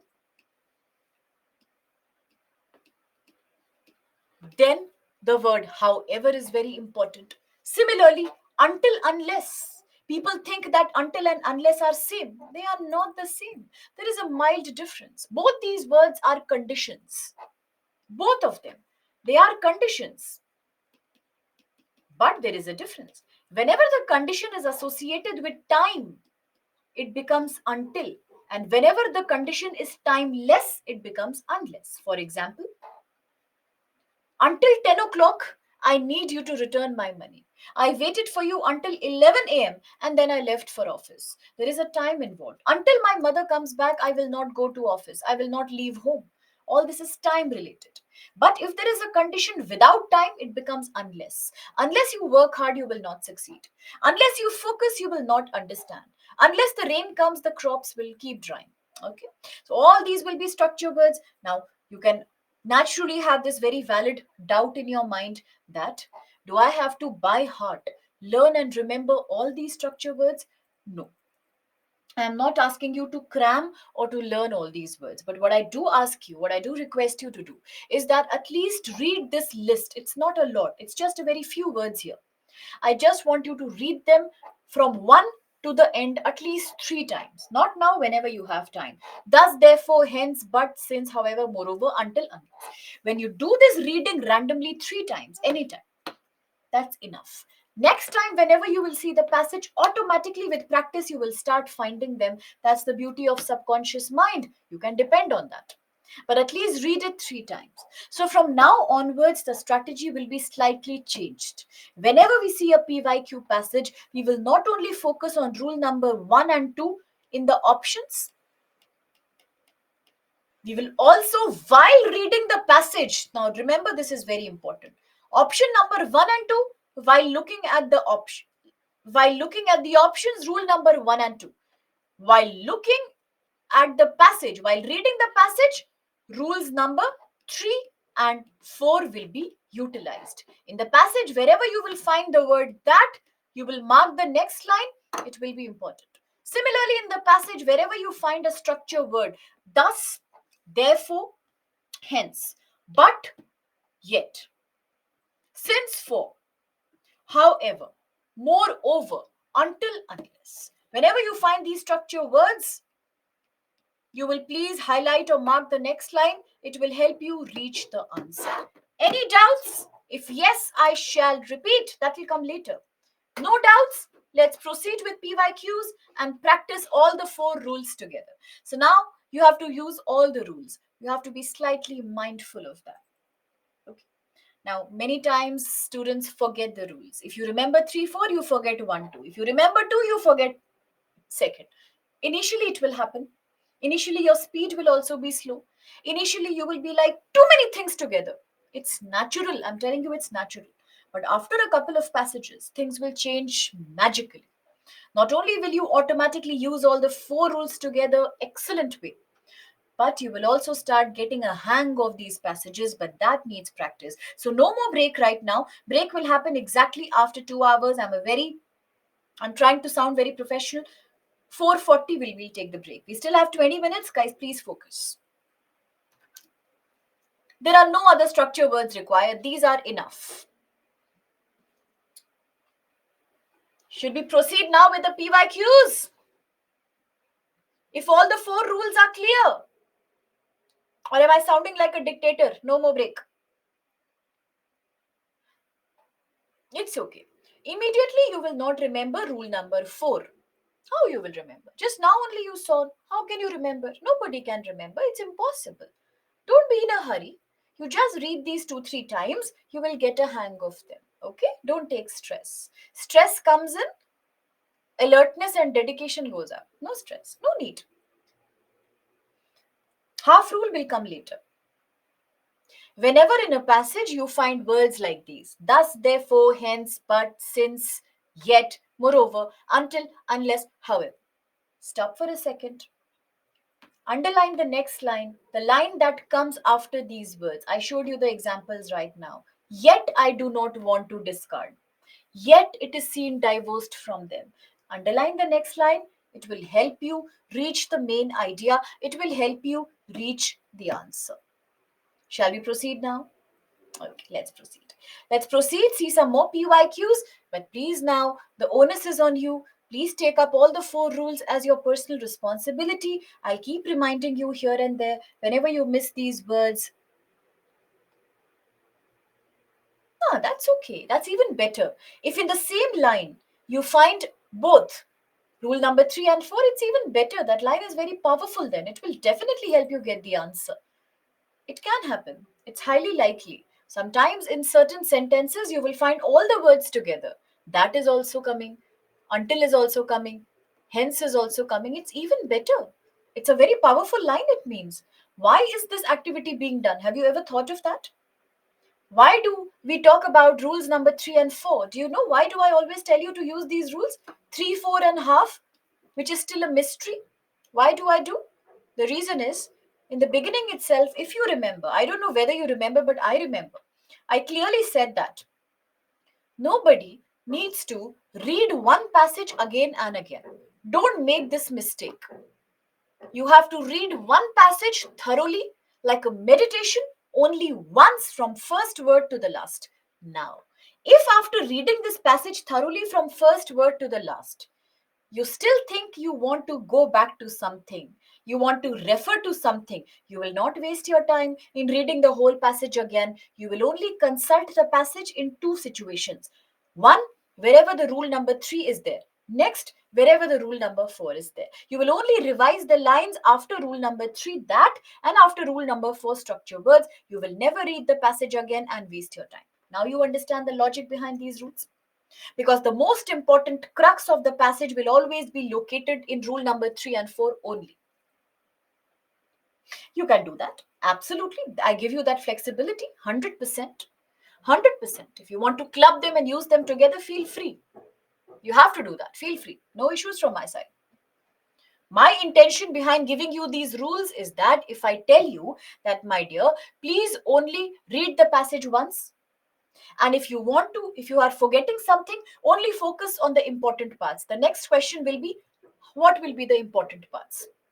How will we come to know these are the important parts? It is an answer to that. Rule number 3 and 4 are the important parts. Rest is not so important. Got the point? Now you understand the logic behind these rules.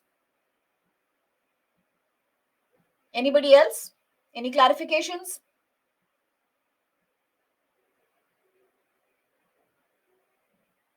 Shall we?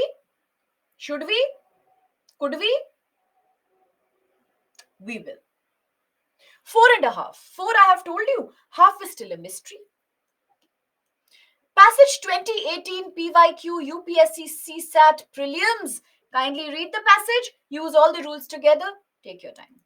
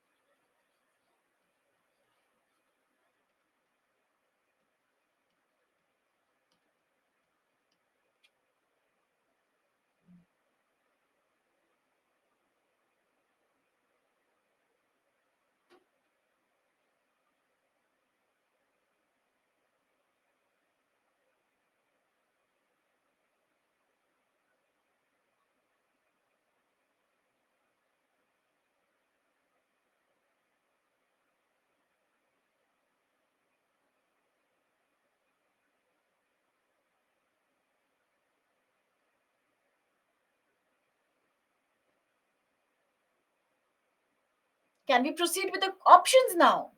Questions, please.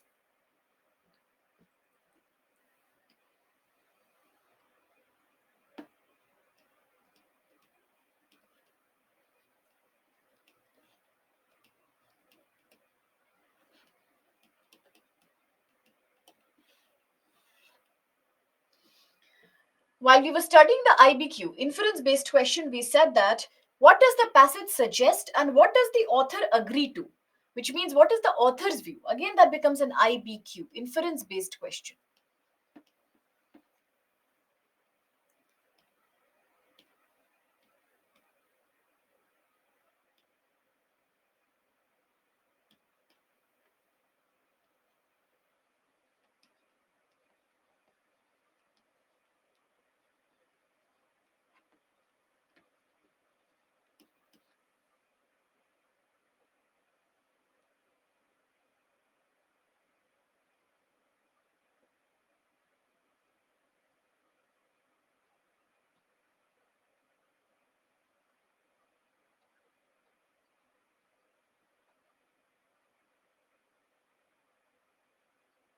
Passage, please.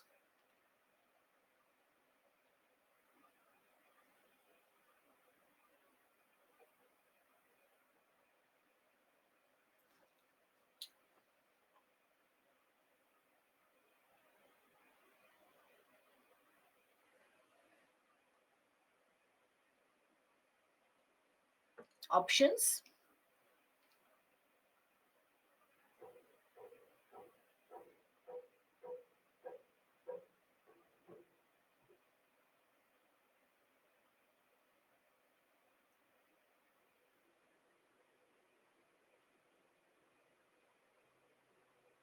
Wow, 76% go with B. Very well done. Excellent answer.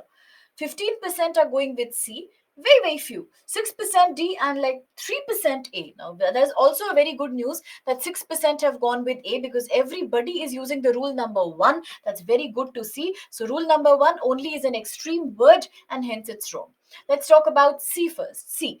The results of training show that more people acquire leadership than are expected.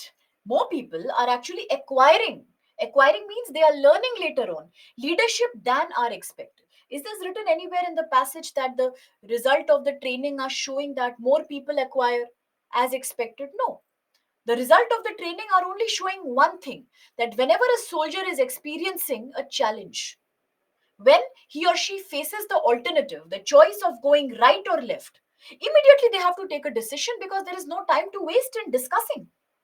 Because it is a dangerous situation, it's a battlefield. So they come to know that rather than wasting time on endless discussion, it's better to take one direction as a choice. Because a firm, a sure choice in one direction still has a chance of winning. But if you do nothing, 100% things will go wrong. You will die. Somebody will kill you. So leaders automatically, they learn the art of leadership.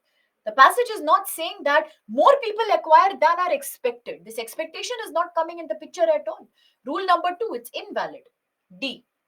Despite rigorous training, instruction means training. Despite rigorous instruction, very few leaders are produced. Where is it written in the passage that despite rigorous training, very few people become leaders? It's not written at all. Clearly, the answer is B. Leadership can be acquired as well as taught. It is definitely not it's not a PBQ because a PBQ is not based on the full passage. This is based on the full passage. The author of the passage has the view that, which means it's an IBQ. The view of the passage, what does the passage suggest, and what does the author agree to? All these are IBQs. Why you think the answer was easy was because you used the rule number 4, structure word. People believe that leadership is a quality that you have at birth or not at all. It is a false theory. For what is for? Go back a second. This for is this structure word, rule number 4. Answers come after structure word. For the art of leadership can be acquired and can indeed be taught. So rule number 4 gave you the answer. Yes, the art of leadership can be acquired as well as taught. Absolutely the right answer. Any doubts here? Any doubts, or was it easy? So we have a combination clearly of rule number 1, A, rule number 2, option number C and D. And then the correct answer using rule number 4, option number B. Simple. Simple. So now quickly let's do one more passage. Now this one I'm warning you is an easy passage. It's like a PBQ. It's looking like that. It's an IBQ because it is based on the full passage.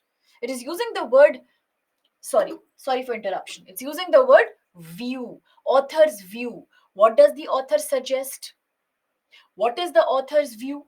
What does the passage suggest? All these are inference based questions. These will be IBQs. Okay. This passage looks easy, but in reality, the results will shock many. It is a heartbreaker. Try.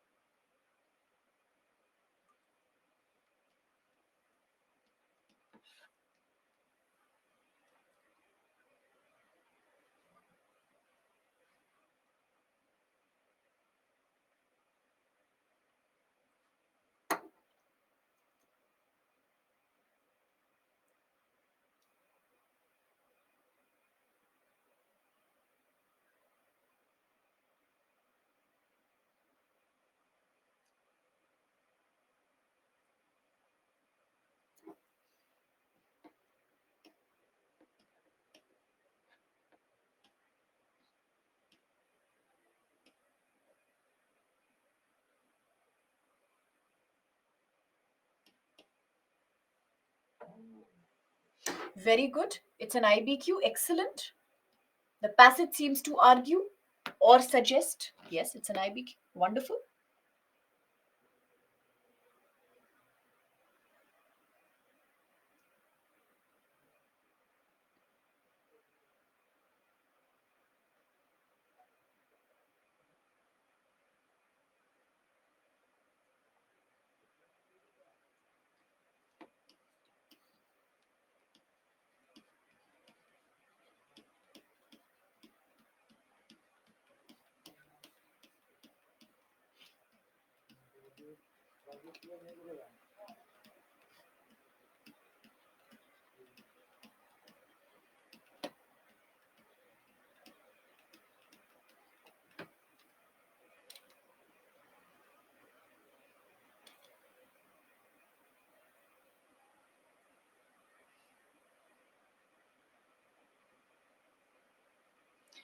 Oh my gosh, this is such a situation. 39% D, 39% C, 16% A, 5% B. Now, what a flipped verdict this is. And 79 people only have attempted. I told you, it is like a big shock. It's like this question is really a heartbreaker, and it has always been like that. Now, why? Let's see that. Answer absolutely is D here. Why? Because we have read the passage, good job, we have understood the passage, brilliant, but what we really did not do, what we could not do actually, is that we could not differentiate the main idea from the supporting idea. That's the main failure here. That's the main problem here. We could not pluck out the main purpose of the passage. Why was it written, and what did we learn from reading the passage? Now, please connect the dots, because you have to reach out a logical conclusion, inference based question. See, the interest of working and poor people, the interest of working and poor people from history historically have been neglected in city planning. Our cities are intolerant. They don't tolerate participation of people who are poor. They can't afford anything. There is always violence going on, crimes going on against women and poor people and all that. Unsafe and unlivable places for a large number of citizens. Dot number 1, first line. Interest of working and poor have been neglected in city planning. Dot number 2, please connect. Our cities are unlivable, not for everyone, for a large number of our citizens. Dot number 2, for everyone it is not livable. And yet, structure word argument changes yet. We continue to plan according to the old way, via the old way, the static development plan. Rule number 3, the word that draws exclusively from technical expertise. Dot number 3, exclusion. Dot number 1, interest of poor have been neglected. Dot number 2, for a large number of people, cities are not livable. Dot number 3, cities are exclusive to a lot of people because the old planning that we are doing, it is exclusively only taking help from or drawing from technical expertise. Distanced, far away from people's life experiences and needs. Distanced, far away. Excluding is coming clearly. 4, and needs. And actively excluding large number of people, places, and activities and practices that, rule number 3, are an integral part of the city.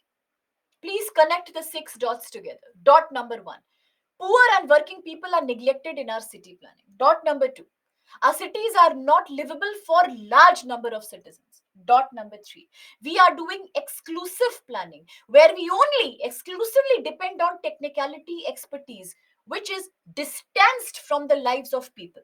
Last, it excludes a large number of people. Sixth, in people who are neglected are also an integral part of the city. If you see a whole picture by joining the dots, the most logical conclusion is exclusion and inclusion. You cannot understand and you cannot say that a city is meant for only one group of people. Neither can a city only be for the rich, nor can the city only be for the poor. Either way, somebody will suffer. Either way, somebody will suffer. Either way, you will exclude a large number of people that you are doing right now because all these are integral part of the city. So, who is the city for? Right to city, United Nations. The city is for everyone. It's about inclusion, not exclusion. A. The passage seems to argue against the monopoly of builders and interests of elite groups. Are we saying that?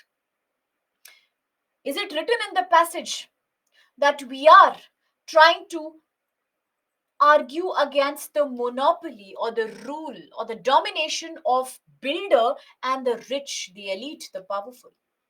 No. That's not what the passage is trying to say. The passage is only complaining about lack of inclusion and huge exclusion. To whom?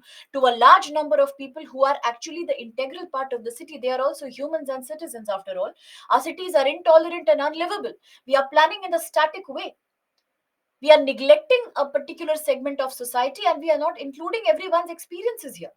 But we are not talking about the monopoly of builder and the elite only. We are not doing that. So A is not clearly the message of the passage. B, against the need of global and smart city, not at all.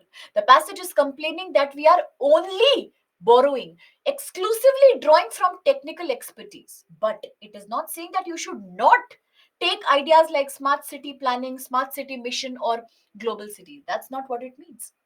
It says that you should not only depend on technical expertise. Along with technical expertise, people are also important. Their experiences and aspirations are also important. But the passage is not arguing against smart city, global city. Incorrect. See, in favor of planning the city mainly. Now, this is a catchword here. In favor of planning the city mainly for working class and poor people. Now, if the city is mainly planned for the working class and the poor, what about the people who are rich and who are not poor? Is it their fault that they are not poor? Think about it. Is it their mistake that they are not poor?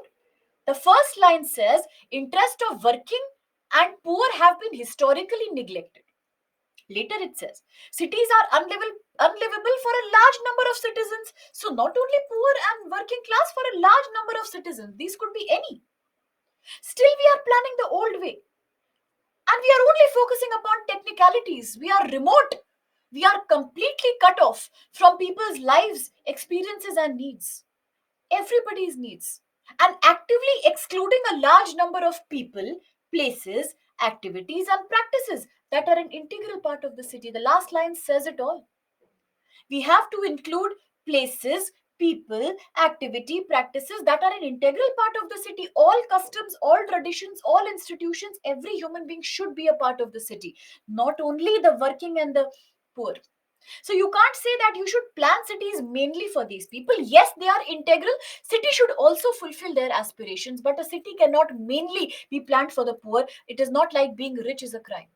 D. In favor of participations of people's group in city planning. Yes, absolutely. Why? Because the hidden theme here is democracy. In the passage, we are talking about participation, exclusion, inclusion. When people include, when people participate, when they share their experiences, it becomes democratic. And this is exactly what we are saying. Unless people participate, unless people's experiences and aspirations are met, unless they have a say in the development planning, we can never have a city that is including everybody, making this the right answer. Now, what's your reaction? Yeah. So, what's the reaction? Now,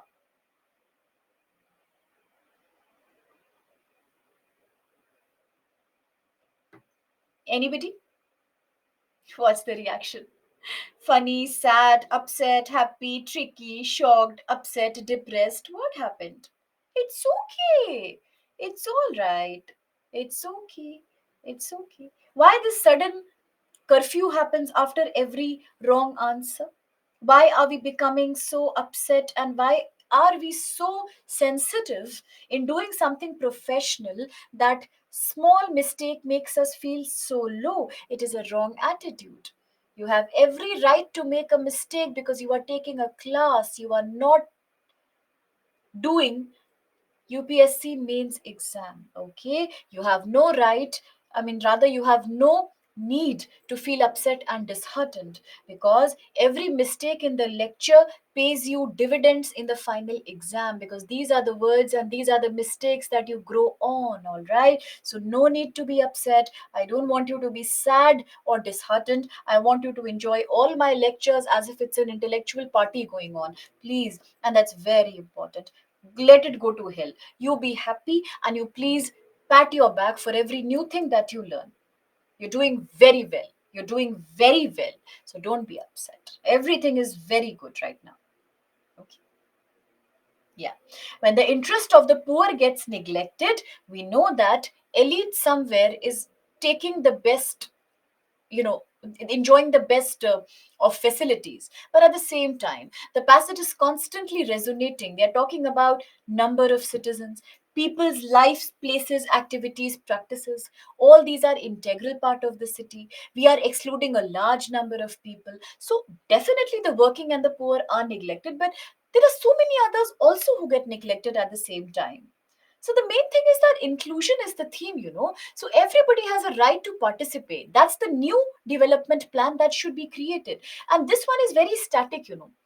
That city should be very technically smart, nice lighting, nice roads. What's the use if so many people are not even participating? And participation comes only when you allow them to raise their needs and aspirations. That's why D is the right answer. Now, this one is tricky. I would never deny that. And this also forces me to reveal my last secret to you. This also forces me, therefore, to reveal to you the golden rule number half. That is also my last weapon that I have to give you for CSAT. And the golden rule number half says, listen carefully, that whenever you are reading a CSAT passage, in every passage, in any passage, it is always the last three lines. Yeah. It is always the last three lines which generally always mention, or somewhere they are related to, the main idea of the passage,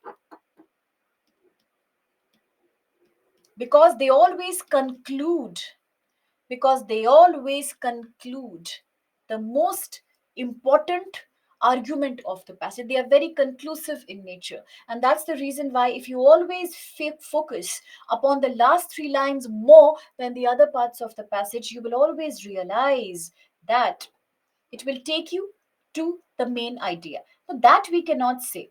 In this passage, we have used the word yet. We continue to plan the old static way, which is excluding people. The theme of exclusion came after the structure word. Similarly, that the last line was the ultimate bombshell to crack here, that are an integral part of the city. So rule number 3 also played a role here. Plus the rule number half. The last 2 3 lines will always be very decisive, you know. The word excluding people. People are integral part of the city. It all boils down to democracy participation. You get that one? So therefore, rule number 4 means always the last few lines are very, very important and they need a proper focus. Even if we apply the rule number 4 to the previous passage,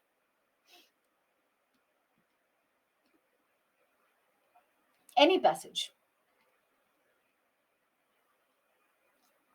probably this one. Look at this 2018 passage. The distinct possibility of ice free summer has prompted countries with Arctic coastline to fight for great chunks of the melting ocean. This directly related with geopolitics. So, the last 2 3 lines in any passage generally always resonate, they always match with the main idea.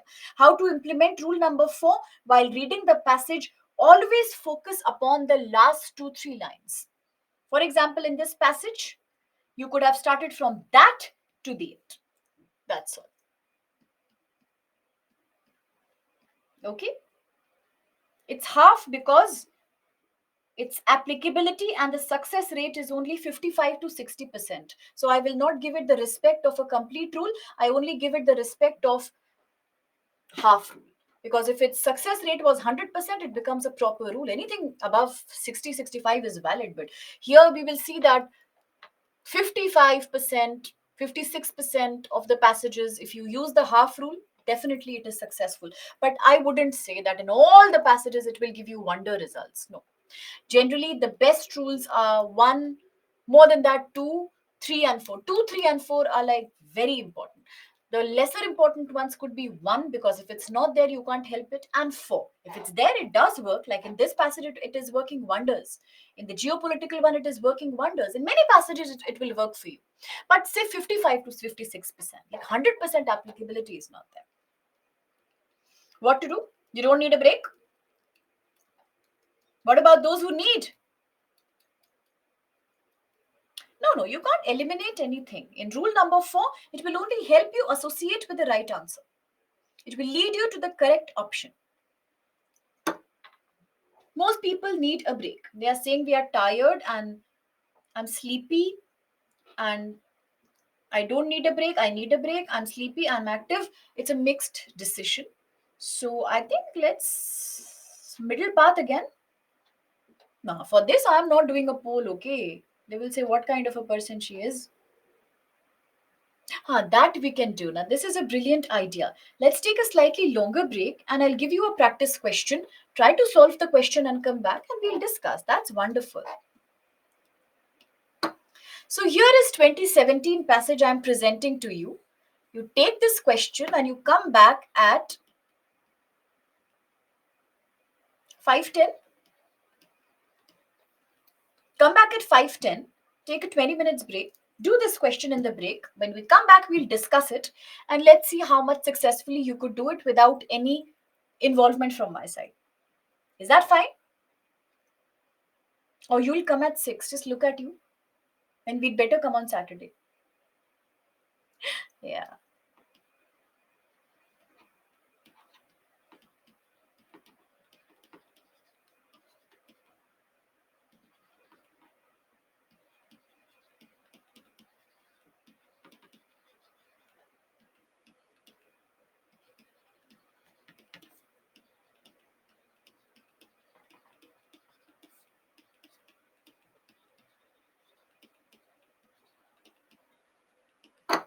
All right. Excellent. It's an IBQ. So now let's quickly go take the break, be back with solve the question and come so that we can discuss it and then proceed. Okay? Come back after the break.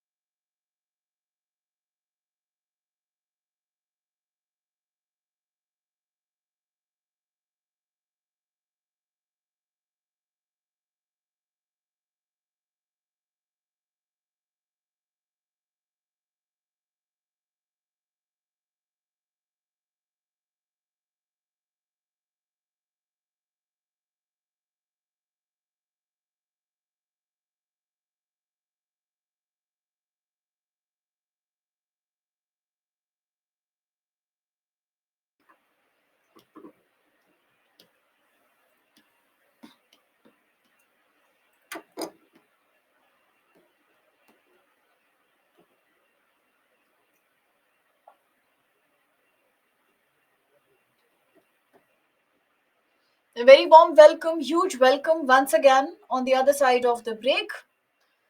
Welcome back again to CSAT lecture reading comprehension. We left on a 2017 passage.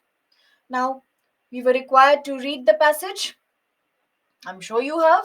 I'm sure you have calculated the strategy for the passage. Let's quickly first do the poll and then discuss.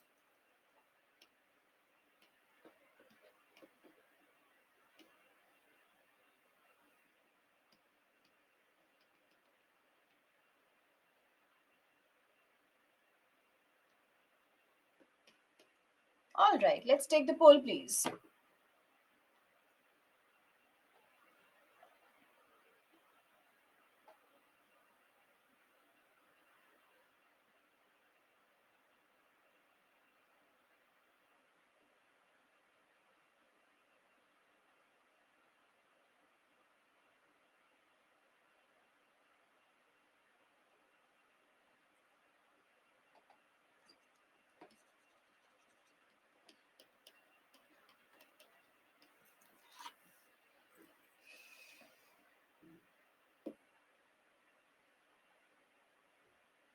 Wonderful. 62% students have gone with option number D, absolutely valid answer.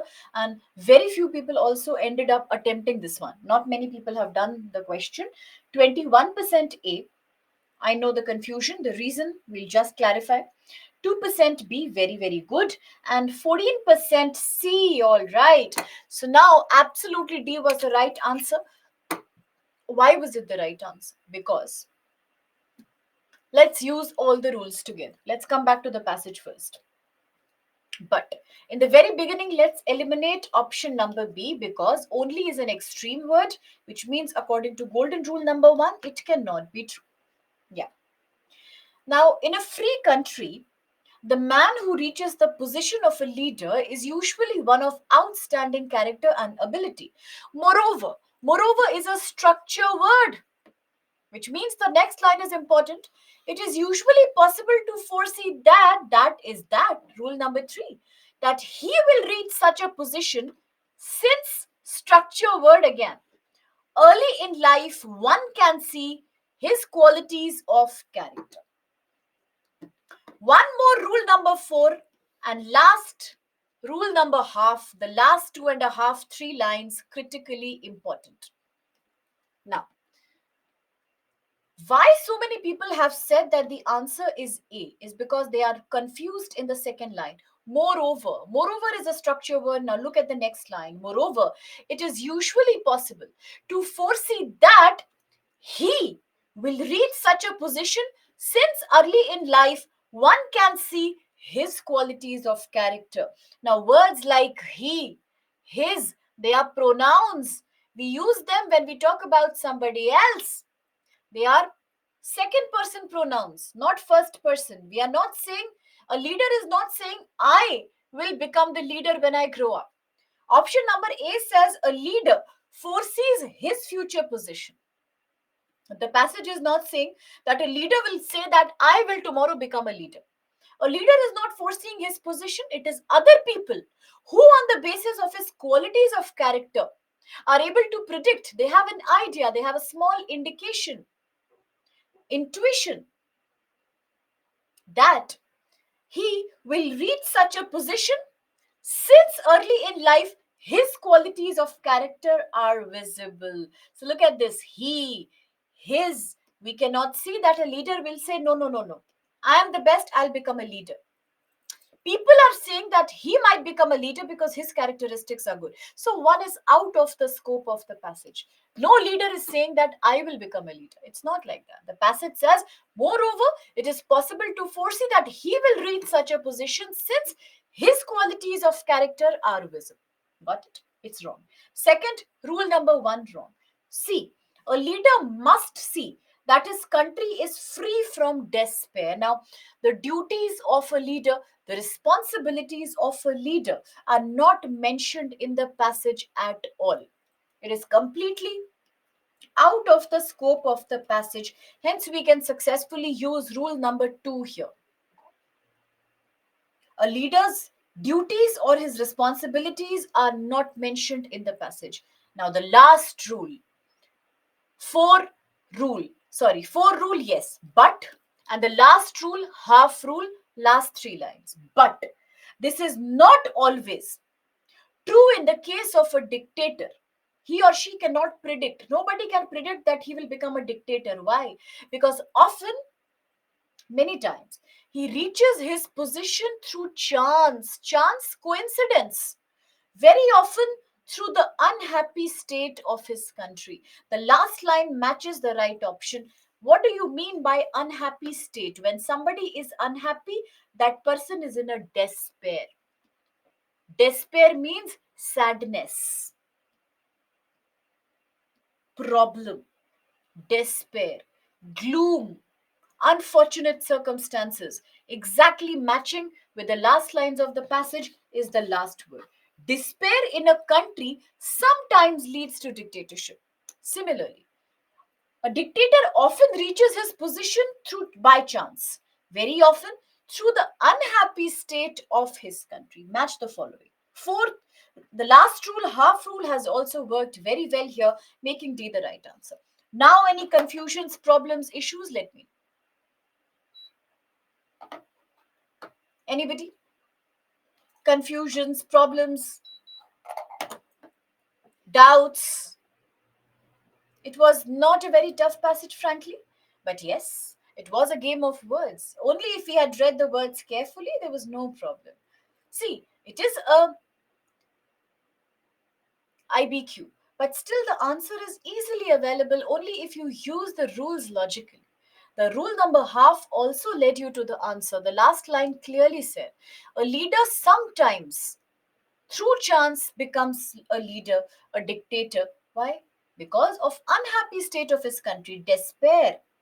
Yes, obviously. Often he reaches his position through chance. Whenever in a country there is despair, sometimes, not always, but sometimes it can lead to dictatorship, right? Now, the rule number half means that in any passage,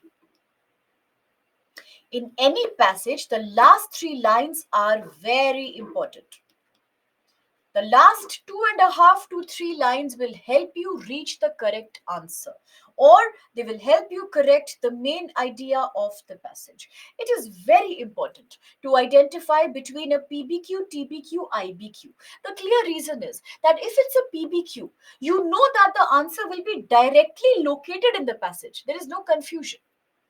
If it's a TBQ, you will only identify the main idea. But if it's an IBQ, you know that you have to use all these dots to make a logical conclusion out of the passage.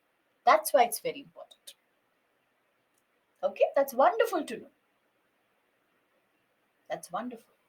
1%, even if you are confused between TBQ, IBQ, still you can manage. But PBQ, you have to identify. Otherwise, you will waste your time and lose marks on something that's as easy as a PBQ. All right. So now, if this question is already done and sorted, there is no worries, no doubts. We'll quickly proceed. I know you must be tired since 10 in the morning. Too many things to know, too many practices to be done. Don't worry. Now that we know all the rules, let's one by one keep doing the PYQs. Let's just continue a solid practice for 2 hours or something.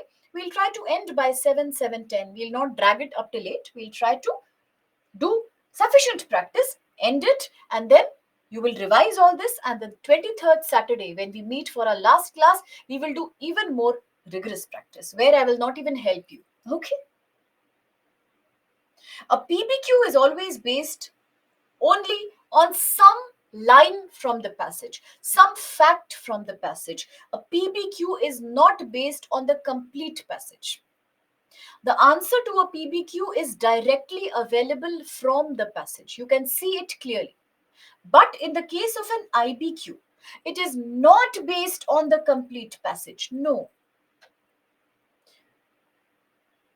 The IBQ the IBQ will always be based on the complete passage, and the answer will not be directly in the passage. You will have to find a logical conclusion. Now, is it clear? Shall we? Should we? May we? Could we? The remaining session will have practice using the rules. It will have some exceptions where rules are not working in specific case, so you have to see why and where they are working perfectly. It has the most popular passage, this PDF, which is most talked about or most common one everywhere. That we will do. The most difficult ones we will do. 2020 ones we will do. We will talk about vocabulary associated with CSAT. We will talk about improving time management and speed. All of that we will do today also. And in the last session, we'll do strictly practice of PYQ. Can we now proceed? All right, that's wonderful to know. See, if your opinion is changing towards reading comprehension, if you start enjoying it, it's the best thing that can happen to us. Because even if you are good in maths, you can balance your performance with a good performance in RC. And if you are not good in maths, an edge in RC will give you an edge over other candidates, because RC, unfortunately, is something that's a weak point of majority of the people. And most people don't even take a proper training. Most people go to the exam by assuming that just knowing what is RC is enough. And they also feel that it is about luck. It can be good or bad. Where the reality, it is not about luck at all. It's about hard work and practice and familiarity. So people who take the lecture and attempt, they are always in a better position, right? So you should love RC. Coming is a 2013 comprehension question from UPSC CSAT, a very easy question. Please see for yourself.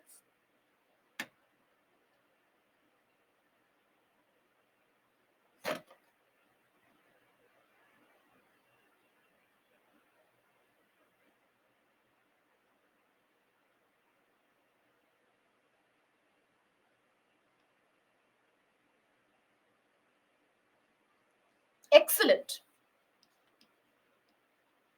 Definitely a PBQ, not based on the complete passage, but some fact from the passage.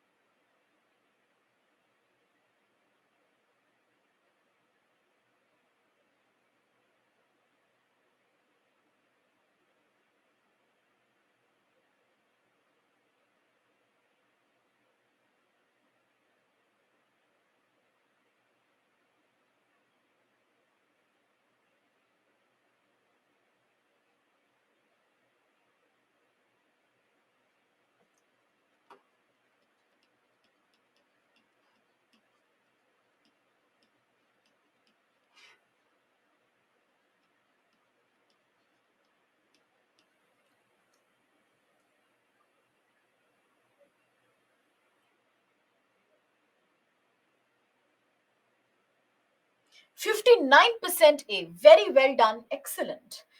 11% C, 13% B, and 17% D, with less people attempting for some reason. Now, it was a PBQ, which means answer has to be clearly in the passage. Also, it's a very easy passage if we see it practically. Now, the passage is talking about a story like situation.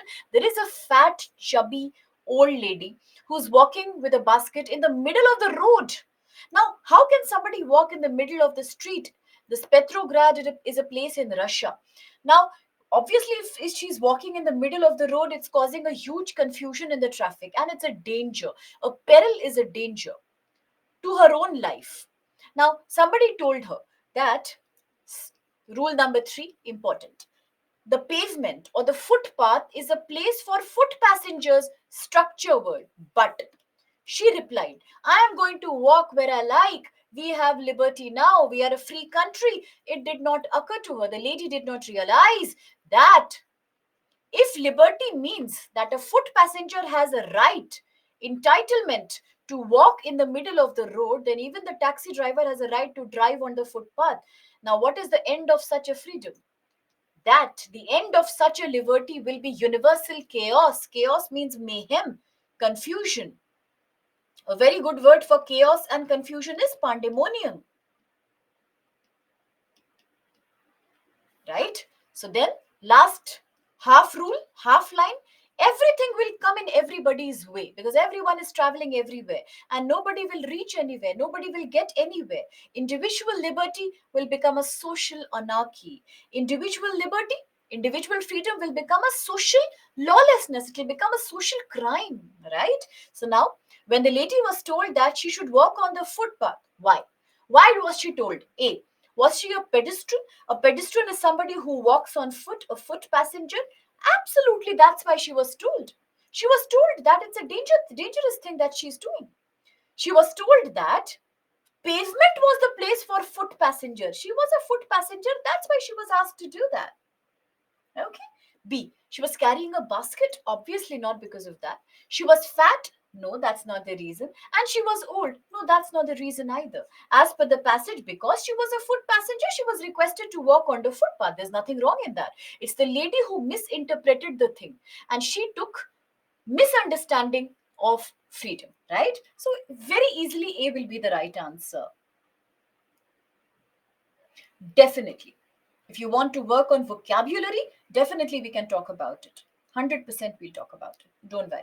Okay. Now, same passage, next question. Very easy. Please take it up.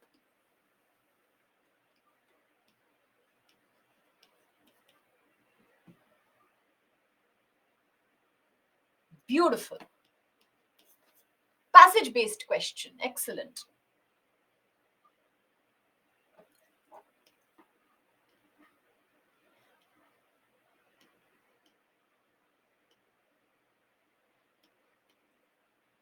Passage, please.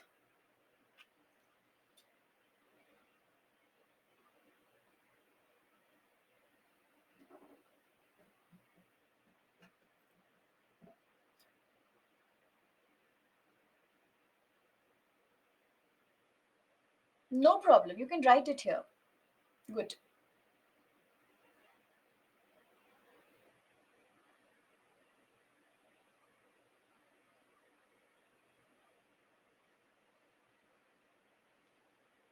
Options, please.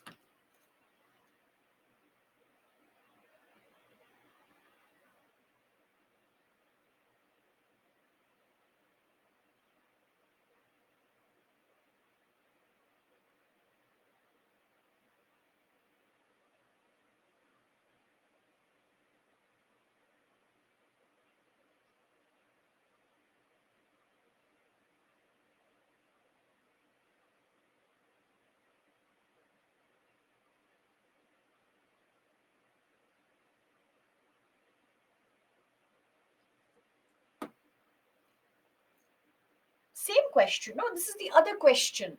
Same passage, another question. Okay. 87% say it's B. Wonderful, excellent, brilliant. It's the right answer.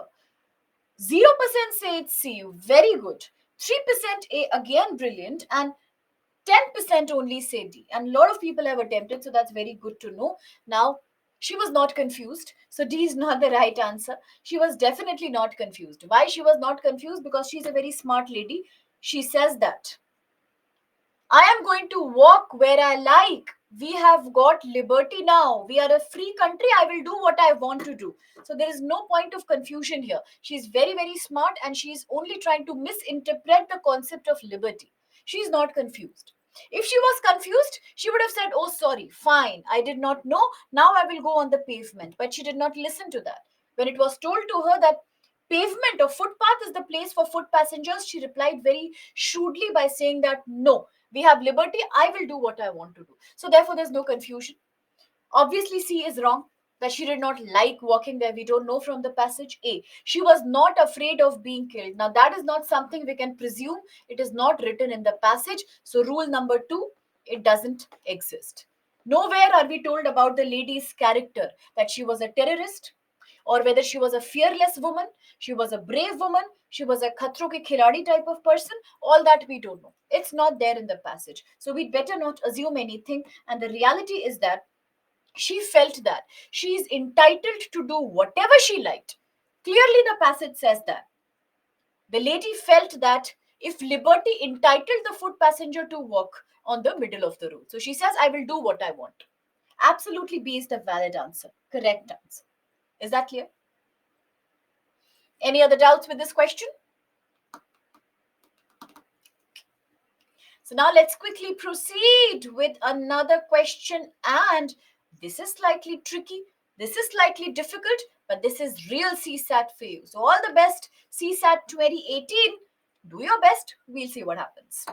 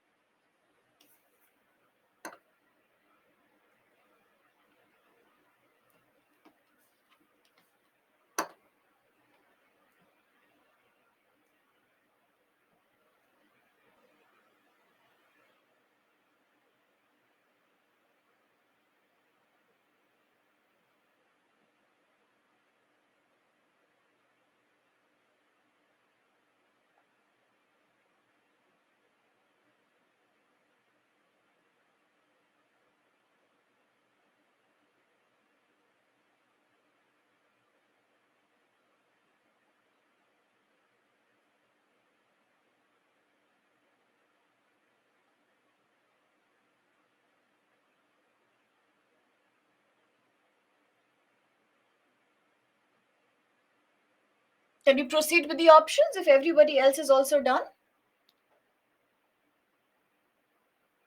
Okay, then let's have a look at the options quickly.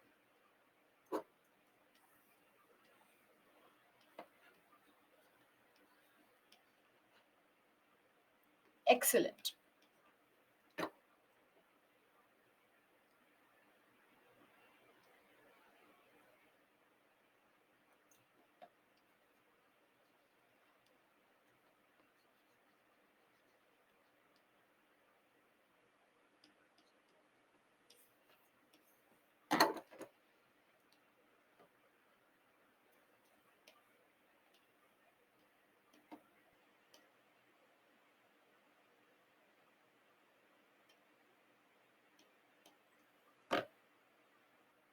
Passage, please.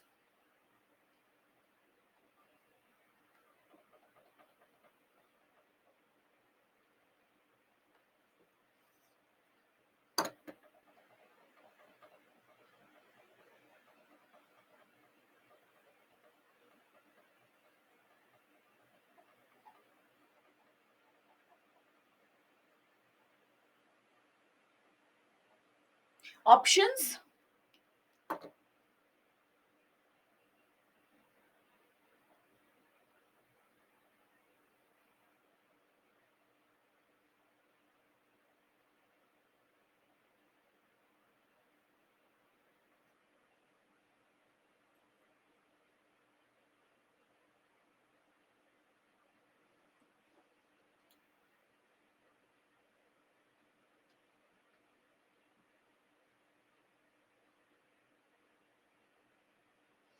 Listen to the passage. Don't imagine, don't presume from your own side. We don't have the authority to do that. This is comprehension.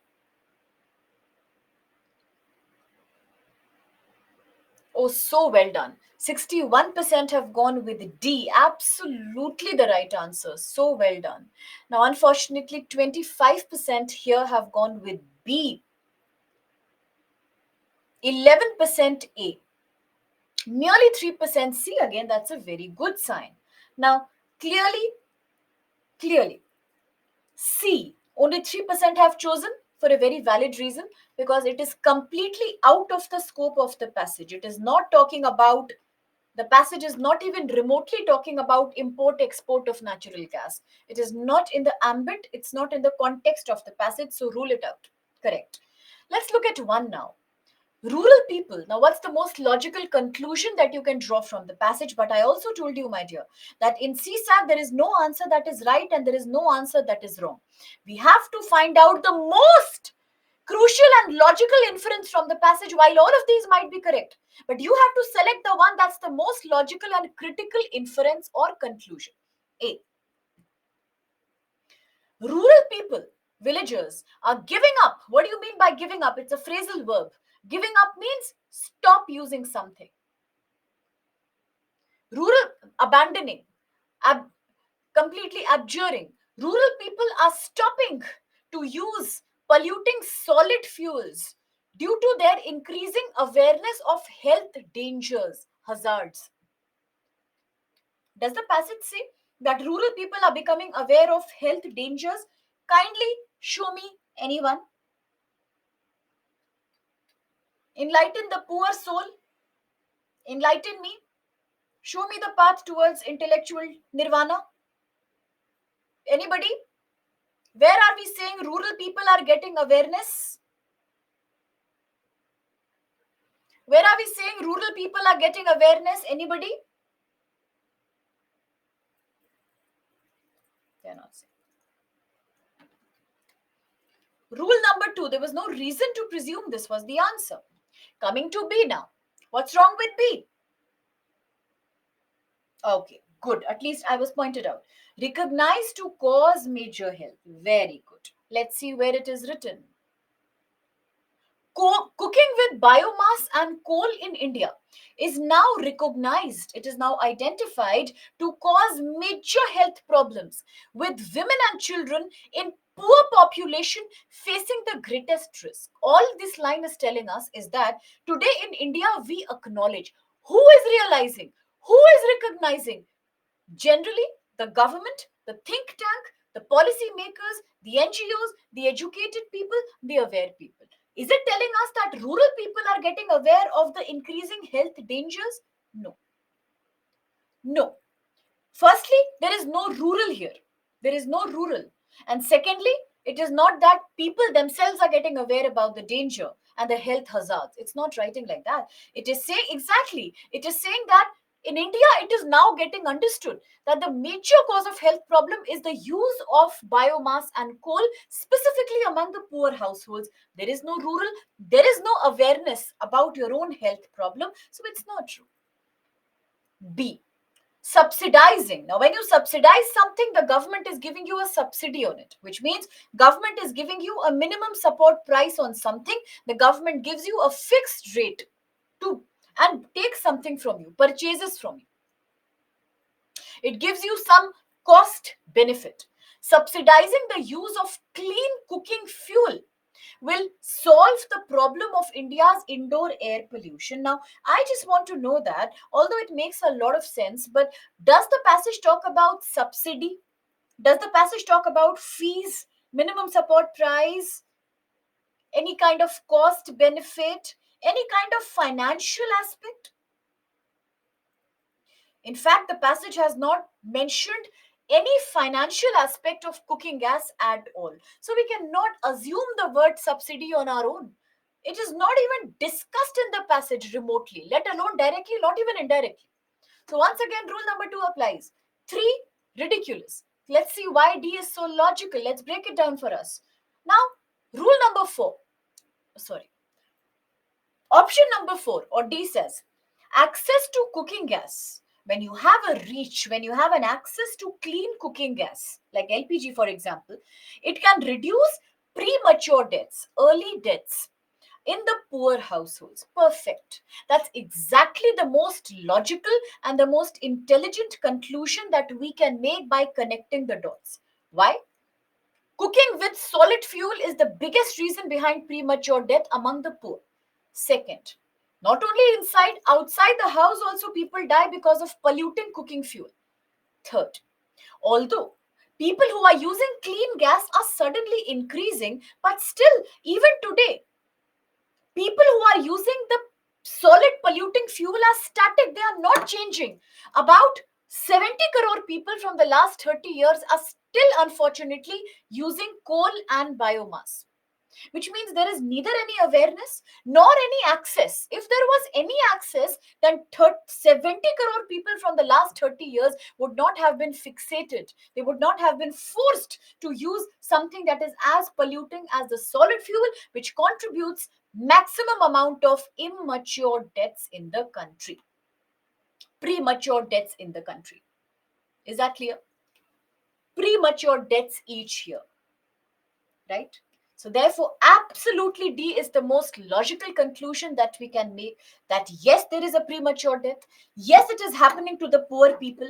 And the only solution could be, a good solution could be, making them access cooking fuel or cooking gas. That's a most logical solution. It is totally in context with the passage. Totally in context with the passage. Any other doubts regarding this passage? It is such an interesting passage. Agreed, slightly tricky, but then very interesting. Very eye opening kind of passage.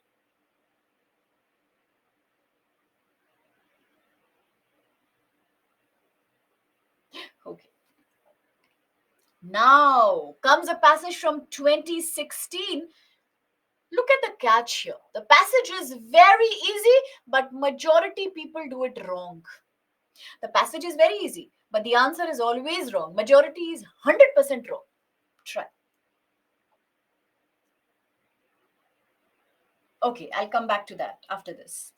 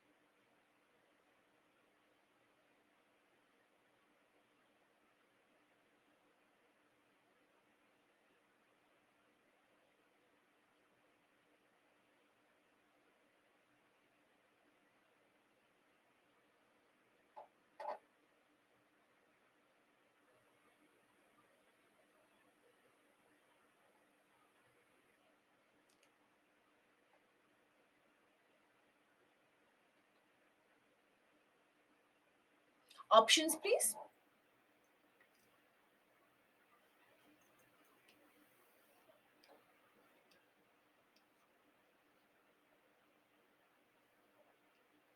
Brilliant.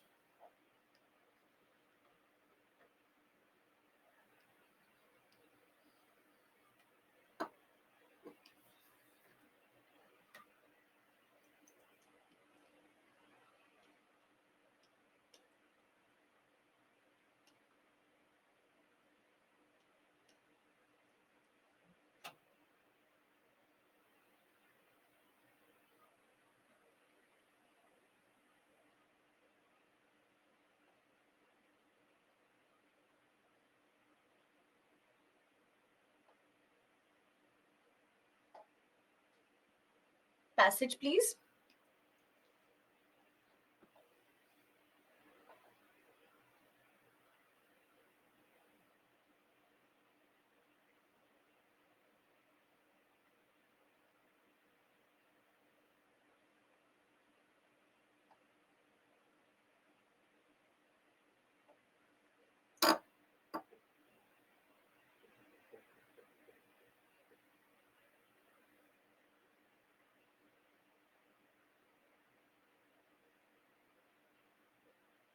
Options, please.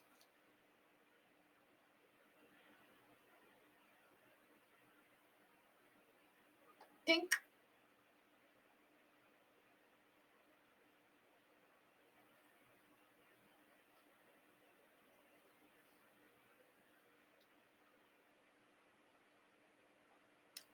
61% majority is correct, so you proved me wrong. That's a very, very proud thing to happen. That's really, really very, very delightful. That 61% majority has gone with D. I'm so, so, so happy. That's very, very well done. 1% have gone with A, because you know that according to rule number 2, nothing from outside should be allowed. Nothing from outside is right. And A talks about developing countries. The passage is not talking about developing countries. Valid. A is also wrong. Now 17% have chosen B and 20% have chosen C. So my dear, those who have chosen C, I just want to tell you, just because I did not write it here, what is this word every? Kindly think and tell me. What is this word every? Any comments on that, my dear? Is it not an extreme word? Somewhere in your past life, somebody had told you, one woman was shouting that every is an extreme word. What happened? You forgot? Sometime somebody had told, right, that every is an extreme word. What happened? You forgot?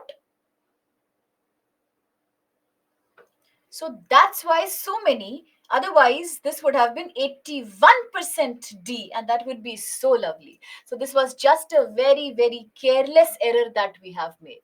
So every, each, all, only, always, never, none, they are extreme words. Rule number 1. I was about to write, but then I said, no, enough is enough. Let's just see what happens.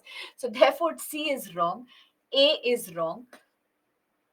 Now, let's talk about B and D now, right? So, B says improving food security is a far more complicated issue than climate adaptation, but that's not something I have seen in the passage.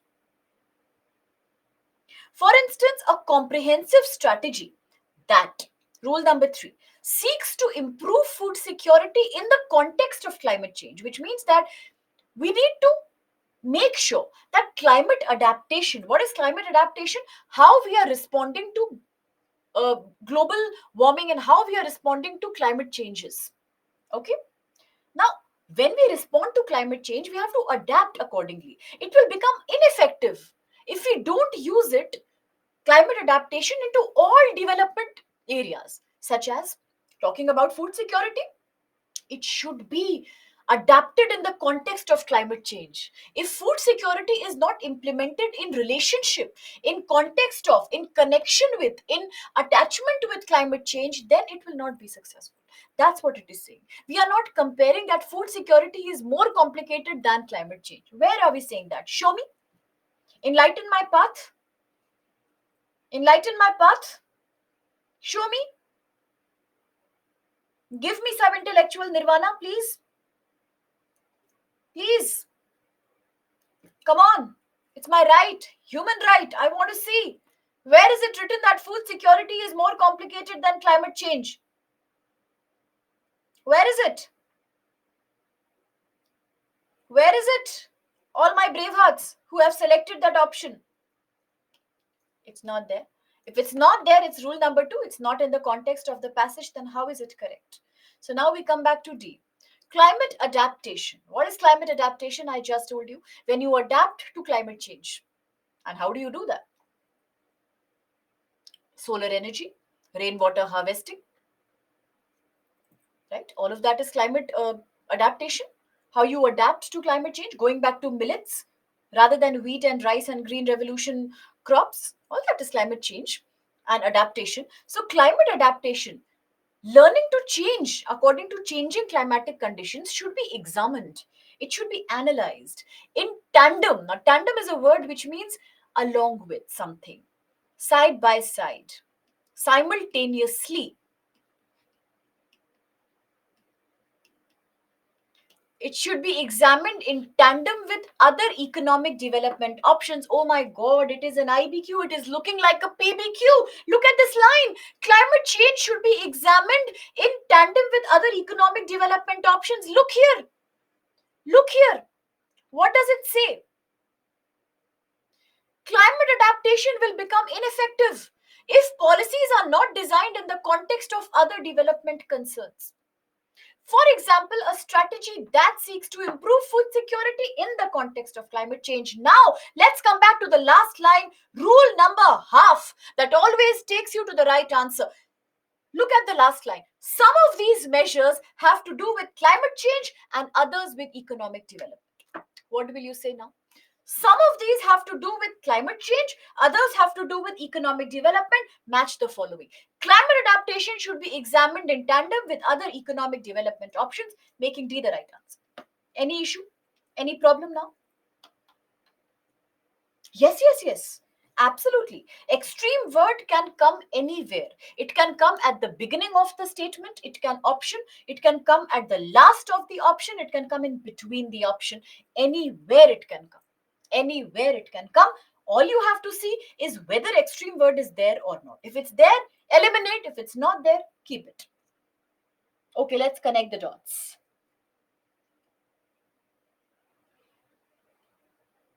Yes, that's again a very smart thing to say. If the word every is not there, then C could be the best answer. Yes, it could be. I will not deny that. Every development activity has to be changed to do according to has to be done with climate adaptation. But here we can't do because every is there. Connect the dots. Explain the first three lines. Talking about the first three lines, climate adaptation. How you adapt to climate change.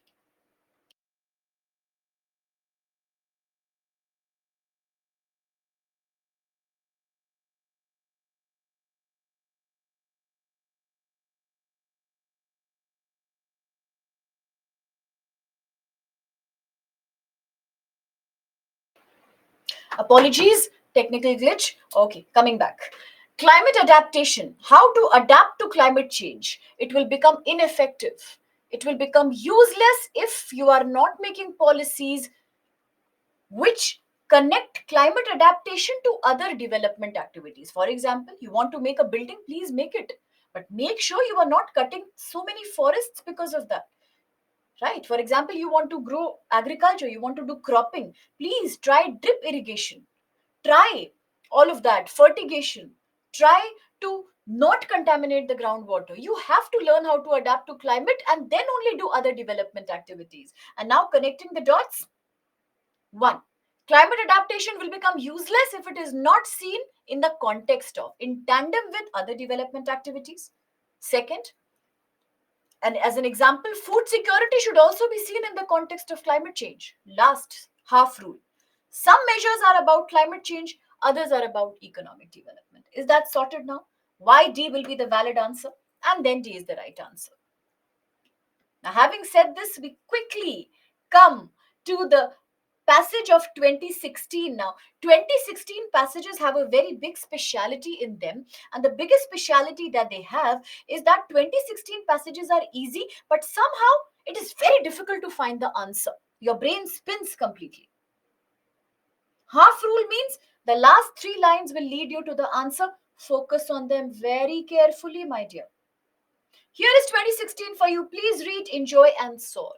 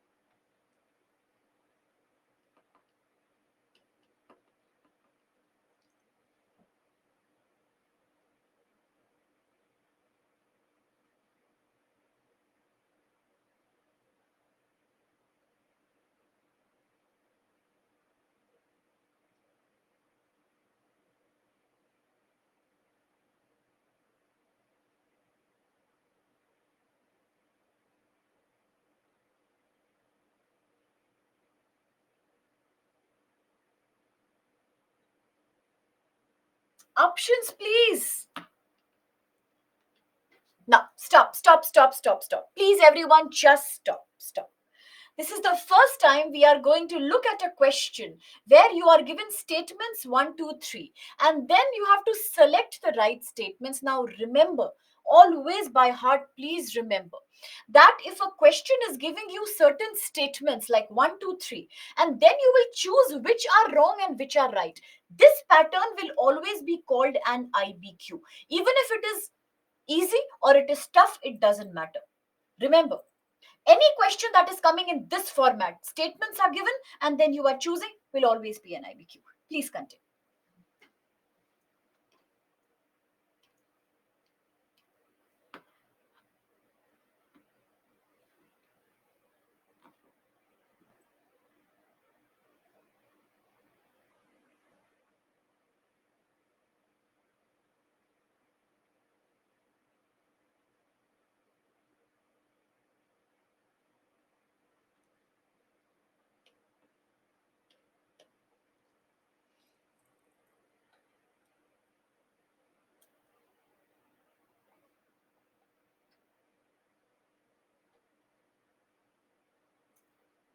Passage, please. All right.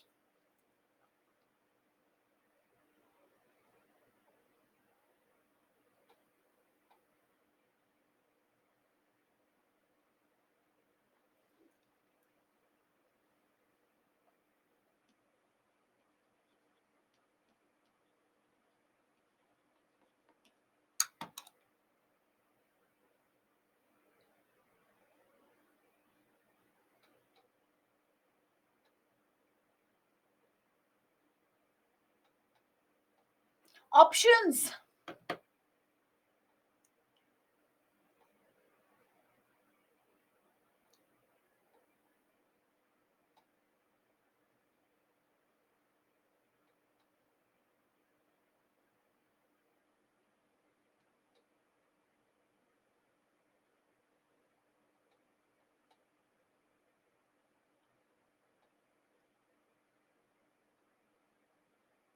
Oh my goodness. Look at the results now. What should we do?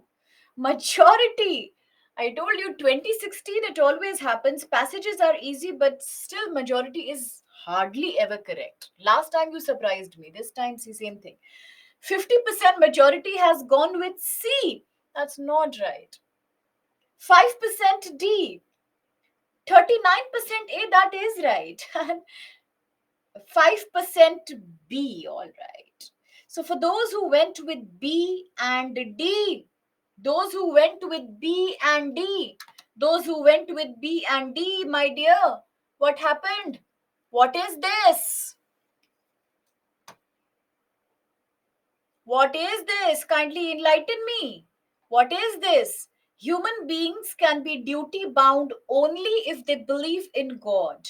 What is this word only? What happened to golden rule number 1? If you did receive the poll, then I'm really apologetic for that. So maybe it was a technical glitch. In that case, you write me the answer here then. Okay? Maybe you never received it. Probably it was a technical error. I'm really sorry for that. It's okay. It happens. It's an extreme word. If it's an extreme word, then how can 2 be correct? If 2 is not correct, then D and B can be eliminated easily. Now, how can we forget golden rule number 1? We cannot.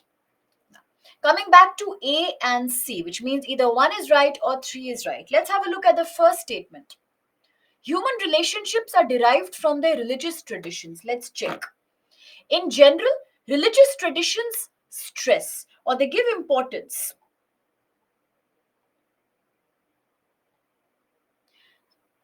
to our duty to God or some universal ethical principle.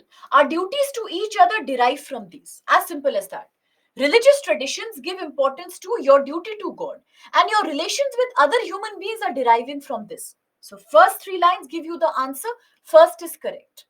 Human relations are derived from their religious traditions, yes, because religion says it's your duty to God. From these, your relationship with each other are also derived. One is valid. Let's have a look at 3. It's a very small catch. You will be shocked when I tell you. Be prepared for that. Huh? 3. Religious traditions are essential to practice and understand justice. To practice and understand justice, Religious traditions are important. Come, let's have a look at this line.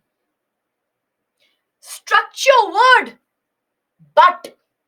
But for justice to be practiced, rights and duties cannot be or remain formal abstraction, formal idea. They must be grounded in a community, bounded together by a sense of common union. Rule number half, last line, is doing magic over here. Even as a personal virtue, this solidarity is essential to practice and understand justice. Now, please read the last line loudly and tell me what went wrong. Solidarity is essential to practice and understand justice, but you are saying religious traditions are essential to practice and understand justice. Now, you only tell. Is it right or is it wrong? So, what mistake have we made here? The mistake we have made is that one, we have underestimated the power of rule number half. The last line gave you the right answer. Next, we have underestimated and forgotten the rule number one. Now, only if you had used rule number one and rule number half, this question was a takeaway. It was not difficult. We got lost in the rules. You have to agree there. Is it UPSC's fault or our fault? Now, any comments on that? Any comments on that? No need to be sad, no disappointments needed, but any observations on this? What can we learn from what we are doing? What can we learn from what we are missing out upon? What we are learning is that we cannot take the rules lightly, right? Why? Because rules are there not because it is a mandate that, oh, without rule you can't do it. Maybe some people can do it, but the point is that rules make your life so easy. Now, unnecessarily, we are shedding our hair, taking our blood pressure is shooting up. Unnecessarily, we are on and on, wasting time on an option. Why should we? If there are rules to help you, the rules are like your aids here. Without aids, why to proceed? That's true, that I agree. When the question and the options are in the same page, it's easy to answer. For you, it's easier, for me as well. But the whole thing is, these some passages are lengthy, slightly lengthy. In that case, one slide doesn't fit it at all, and that's a big problem. Also, I will tell you one more thing which is going to cheer you up a little bit. What I have noticed in my last 5 years of experience of teaching reading comprehension of CSAT, I'll tell you one thing. It's a very closely observed experience. Whatever your performance is in the classroom, okay, especially online, even offline, same, your individual performance in the exam, or if you do individual practice, it will be at least 20-25% better than this. Why?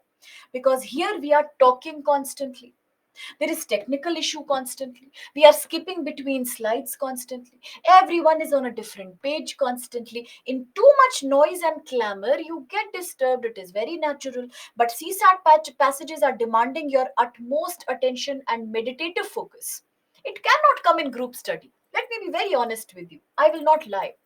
It will never come in a group practice. So, group practice should be used to learn, to practice, but talking about perfect concentration, it always comes when you are studying alone. So do remember, whatever you are doing here, you will do much better than this when you are alone. So be positive there. A lot of things happen because of disturbance, and you will love CSAT RC. It's my promise that I'm giving you. Yes. When you use golden rules, you stop assuming and imagining things. You stop, as you're saying, you stop letting your biases come in the picture. And that's the most important thing here. Comprehension means to understand.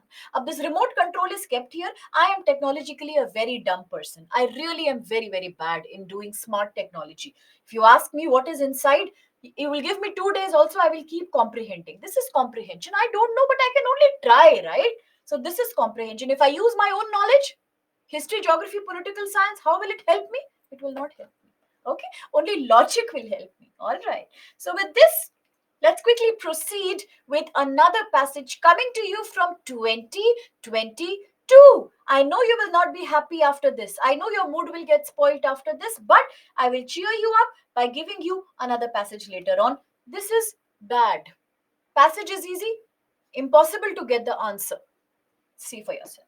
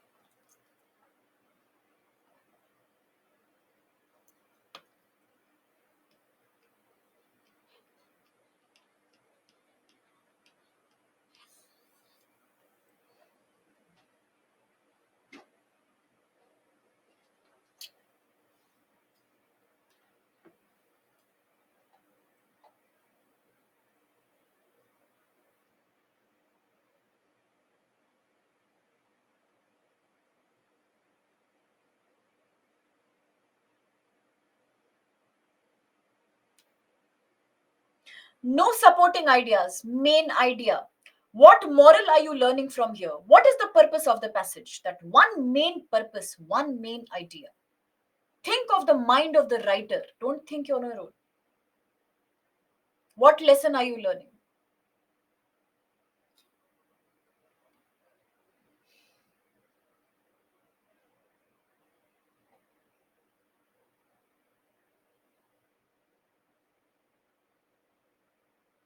19% A, 46% B, 13% C, 22% D.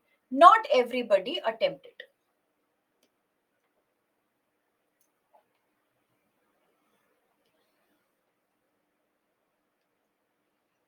What to do? People say majority wins. Majority is not winning in this case. But I knew it. I told you before only. Did I or did I not? It's not your fault, really. It happens. It's happening with everyone. Why? Because it is a very strange situation. Passage easy, options confusing. It happens in UPSC CSAT. It's very, very common. What went wrong? First, what question is this? Which of the following statements best reflects the message of the author? I told you gist, crux, main idea, central idea, topic, or message. All of this becomes TBQ, theme based question, which means the most important theme. Now, take it this way: when you were a child, somebody used to tell you Panchatantra stories, fairy tales. Why? Why did they tell you those stories? The main purpose was that a child should learn something from here. Every story had a moral lesson. Please remember my words, my dear. Every passage here is coming with a moral lesson or some ethical lesson. It will teach you something. You have to identify what it is trying to teach me. Why did the author write this passage? Now let's see what went wrong.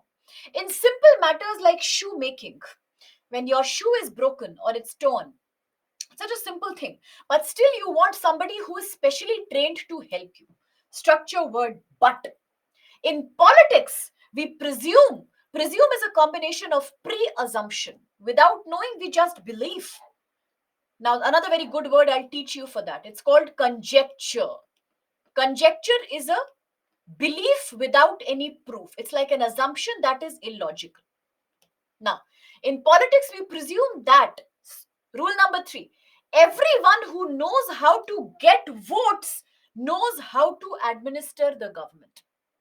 Everybody who knows how to get votes knows how to run the state. Now, another example: when you're sick, You don't ask, you call for a trained doctor. You want a trained physician whose degree is a guarantee of specific training and specific performance and technical competence. You know he is educated in medical science. You don't want the best looking doctor. You don't want the most talkative doctor. Eloquent is talkative.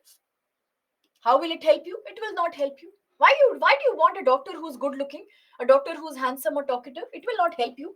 If you get COVID or any other disease, you want a doctor who is specialized in training, only then he will save your life. Half rule, last line. Well then, when the whole state is ill, it is a metaphor. The whole state is sick. State, the whole country, the whole society is sick. Should we not look for phrasal verb, find out? Should we not find for the service that is duty and guidance, leadership of the wisest and the best? Half rule says it all. When the whole country is sick, in a bad situation, should we not find the guidance of the wisest, the most intelligent, and the best, the person who can guide us the best? Once again, should we not look for, just try to understand what I'm saying, what I'm highlighting. Should we not look for the service and guidance of the wisest and the best? These are the two qualities we should look for in a politician who wants to run a state. We don't want somebody who knows how to only get votes. Which is the central message of the passage? A.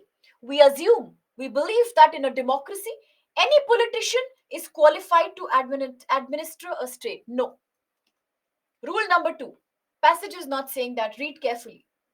Read carefully. I told you, don't read the passage again and again, but if you find structure word or the word that. Rule number 4, rule number 3. You have to read it in a meditative focus. That's missing here. Look at this.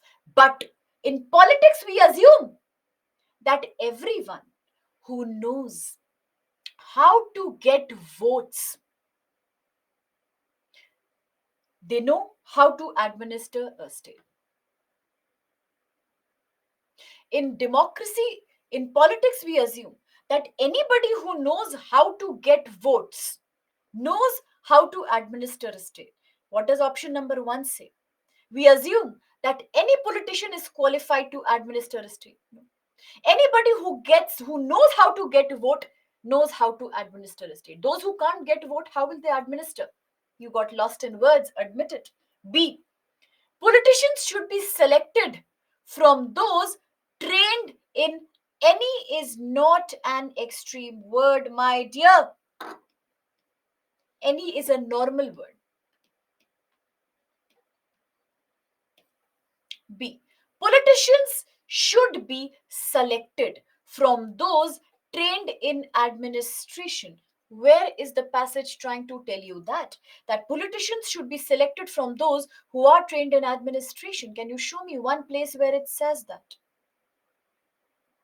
Where it says that. It's not saying that politicians needed training in administration. We need to find somebody who can give us the wisest and the best guidance.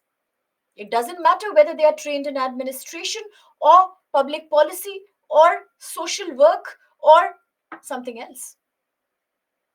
It's not true. The passage is not saying that emphatically, that politicians should be selected from those who are trained in administration. No. C. Let's come to D. As voters select their administrators, because voters, we are only selecting our administrators, our leaders, the eligibility, the qualification and the right of a politician to administer a state cannot be questioned. This is opposite of the passage. This is opposite of the passage. That since voters are selecting the leaders, you cannot doubt on their eligibility. How is that true? How is that true? It is contradictory to the second line. We assume that everybody who knows how to get votes knows how to run a state. Anybody knows how to get votes. People do get votes, but does it mean that they cannot be questioned? It's not true. It's not true. People don't know how to select the right leader. That's again a thing. So therefore, D is invalid. So what are we left with? C. Now please understand the value of C. Listen once more and then I'll answer your question also. C. We need to devise. We need to find out. We need to calculate. We need to select a method of barring. What is barring? Stopping, curtailing. Incompetence from public office. Yes. Let's link the dots. In simple matters like shoe and all, or when you are sick, you need to be with people who are specifically qualified and trained to help you out. When it comes to a country, you believe that anybody who can get a vote by fooling you or by anything will know how to administer a state. But when the whole state is sick, what should we do? Should we call somebody who is trained in administration? That's not what the passage is saying. Should we call somebody who is competent? The passage is saying, if the whole state is sick, should we not find somebody who can give us the wisest and the best guidance? When you get the wisest and the best guidance, the ultimate result will be that incompetent people, people who know how to get votes but they are good for nothing, they are incompetent, they will not be allowed to enter public office. What should be that method? We don't know that. We don't know that. The passage is not giving you a method. It is saying we need to find out such a method that might help you in finding the wisest and the best so that incompetence will not be allowed in government office. Is that correct? Now, sometimes people who are trained in administration may or may not be the wisest and the best. We cannot assume that people with degree are always the best. Degree is one way, but then experience is also something. Specific preparation, trained person, technical competence, all these things are coming together. If a shoemaker has to be trained, a doctor has to be competent also, prepared also. But when you talk about somebody who has to help you because your country is ill, you will have to find out the best and the wise. And how will you do that? We don't know yet because democracy is not working out. If democracy would have worked out, anybody will not get vote like that. Only the deserving people will get the vote, but that doesn't happen. Anybody who can get votes think that they can do it, but they can't do it. So it is not the right method. We need to find a method of stopping incompetent people from entering public office. This is the lesson that I learned from the passage. This is the basic idea that the author is trying to convey to you. Now comment. What happened? Angry with UPSC? Angry with CSAT? Angry with comprehension? Angry with me? Angry with democracy? What happened? It's very hard. Incompetence, the opposite of being competent. Somebody who's competent will compete. He will beat everybody else. He has a right because he knows how to compete with others. They can excel. They are good at what they do. But those who are incompetent cannot compete. They don't have the skill to compete. And it's only after competition that the best comes out. It is difficult. Yeah. Option number 2, B. All right. Politicians should be selected from those trained in administration. All right. Let's presume that politicians are selected from those who are trained in administration. But look at the last line of the passage, the half rule. When the whole state is sick or ill, should we not look for the service? Service is what? Job, work, and guidance of the wisest and the best. According to the passage, being trained in administration is not something that can guarantee you the best leader or the wisest leader. Where is the passage saying that? The passage is not giving you a method only. Option B is giving you a method that if you choose those who are trained in administration, things will be fine. But the passage doesn't agree. The passage is confused. It says that should we not look for, should we not try to find out those leaders who can guide us the wisest and the best? But what is that solution? We don't know yet. So therefore the ultimate intention of the passage is that let's try to find a method, let's try to find a way in which the best and the wisest people can come and rule us. If they are trained, good. Maybe they are not trained, but still they are the wise and the best. Get the point? Barring incompetence, stopping. Barring is when you stop somebody. Don't even let them enter. Incompetency, you can say a lack of being skilled or unskilled people, untalented people, not deserving people. Why does UPSC have a prelims exam? Why does UPSC not allow everybody to write interview, everybody to write mains and interview and then decide? Why do we need these stages? Prelims, mains, and this and that. We need them. We need them because it is a tough competition. We need because constantly they need to make gates. Some people can cross from here, some from here, and then some from here, and then finally they will select somebody and invest time, energy, and money on them. That's as simple as that. Similarly, we need to find out a solution like that, where we can get a leader who's wise, intelligent, the most intelligent, wisest. We are talking about superlative, wisest, wise, wiser, wisest, and the best. So that will happen only when you stop incompetent people from entering public office. How will you do that? We should try to find out something. Is that clear?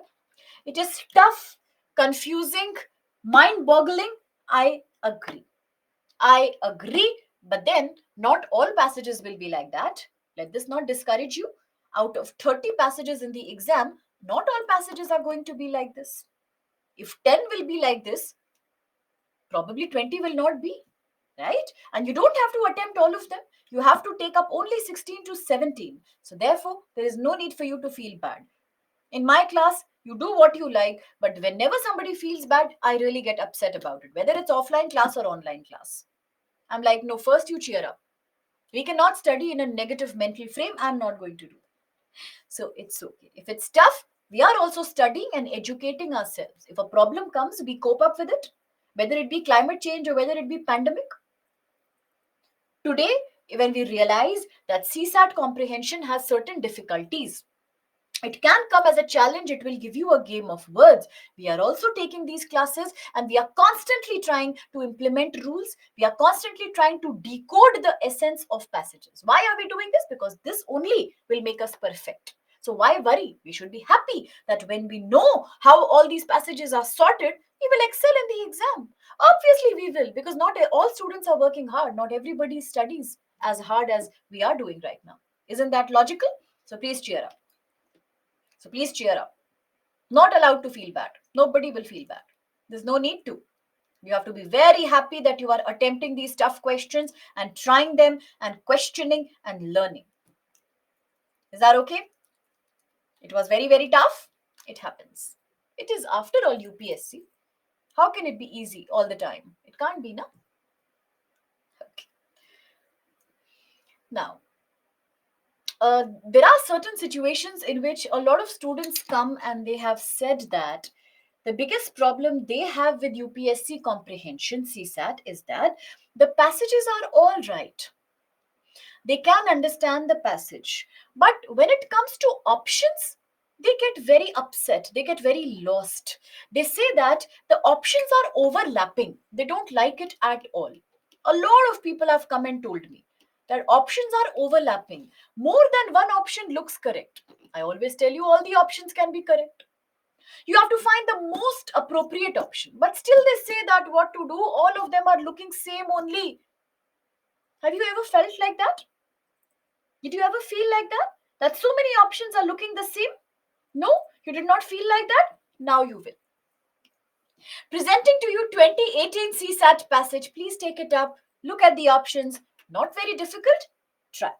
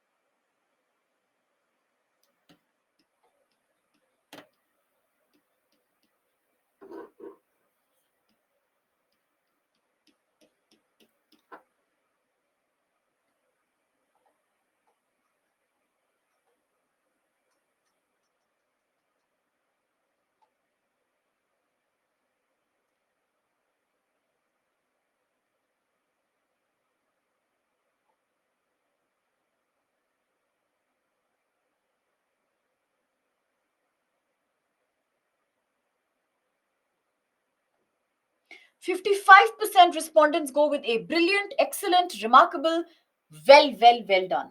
18% D. No problem. No, I have a problem. I really have a problem. C, 15%, okay, no problem. But B, 12%, I have a major problem. I'm completely psyched out at this. Very well, that majority went with A. But now to my brave hearts who went with B. What is this?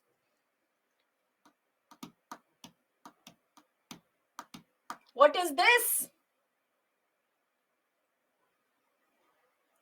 Extreme word. Golden rule number one. You are lucky this is online. If it was online, what will happen today? Rule number one, B is wrong. Similarly, for those brave hearts who went with D, 15% have gone with D. What is this? What is this? A happy world is not at all possible. Is all not an extreme word?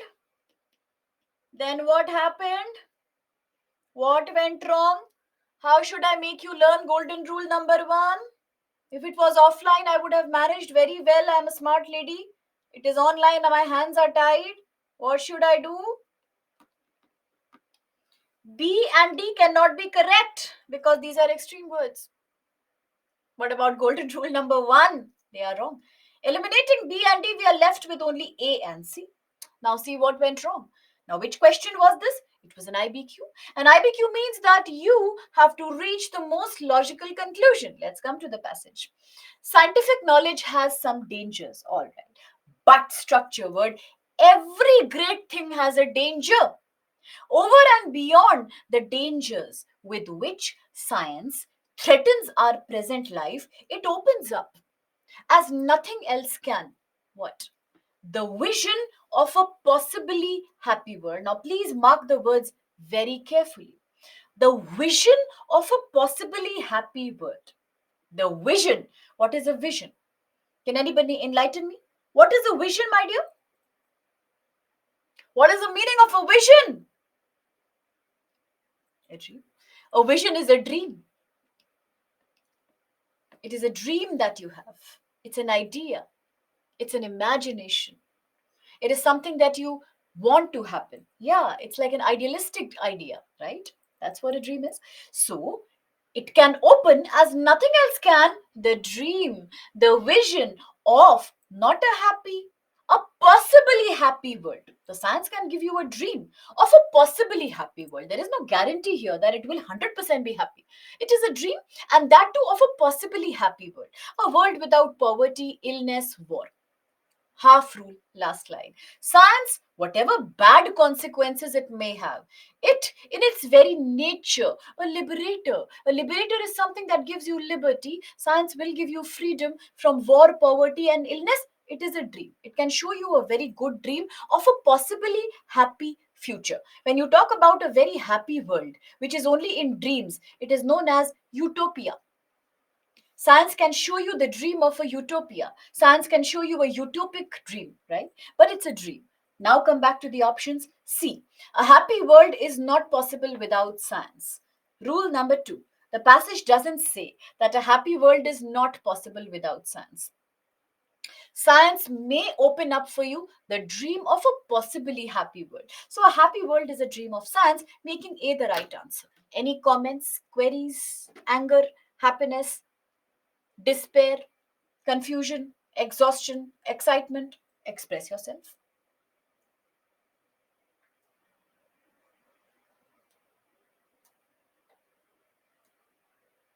And what about those who missed out on golden rule number one? So much as love is coming on you in my heart right now. What should I do? What should I do?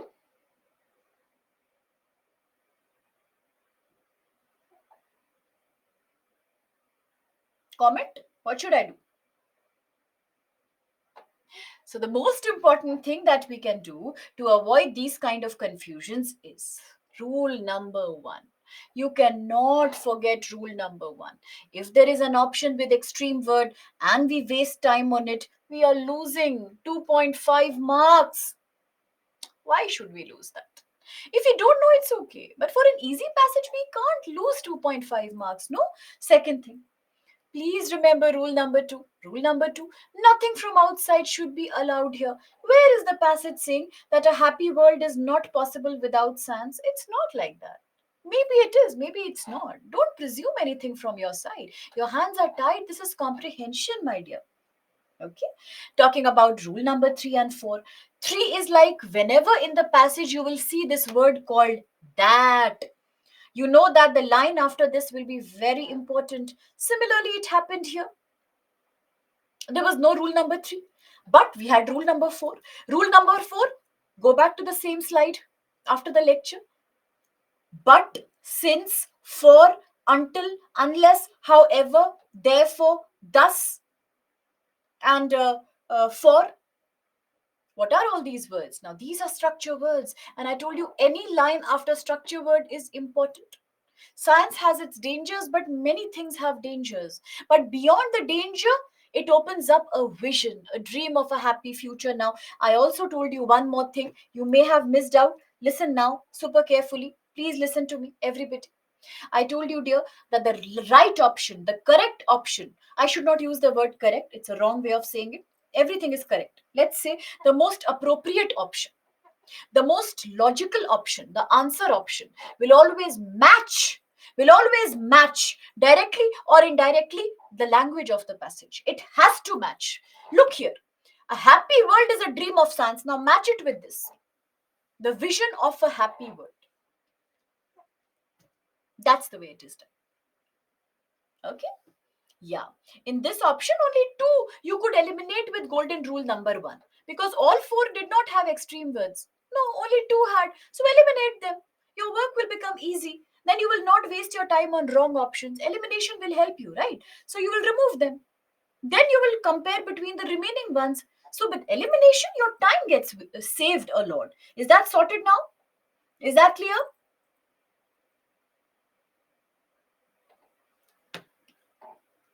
Okay. See, look, yeah, it looks extreme. Yeah, even I noticed that. That's a valid point you made.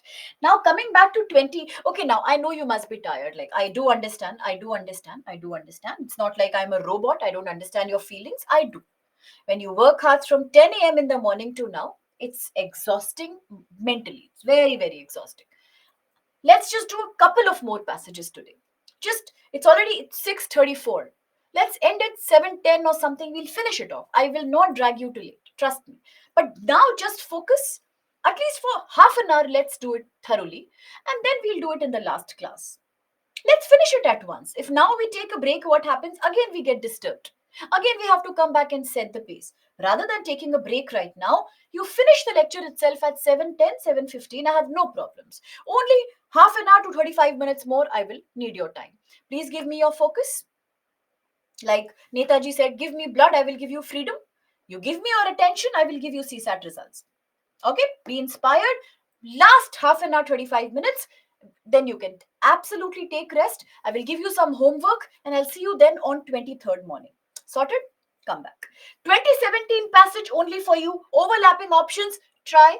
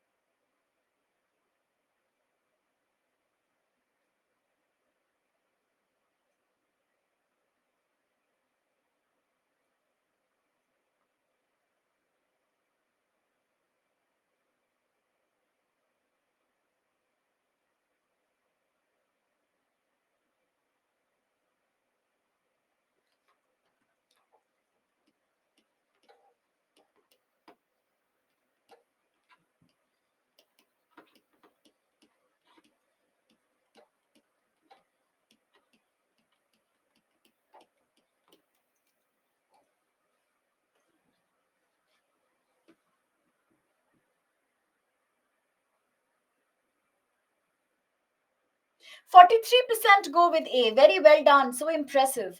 29% confused with D. All right. 13% B and 15% C. No issues. It was highly overlapping.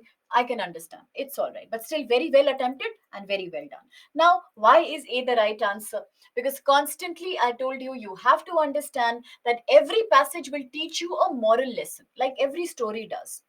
There is no passage in CSAT which comes without teaching you something. It is not abstract, it has a purpose behind it. All of these are made in such a way that they have a message, a secret message. They have something to teach you. They will always teach you a lesson. What lesson is this passage teaching you? Plus, there is no other rule that we can use here, only one rule, half rule. And half rule is working like a magic here. A successful democracy.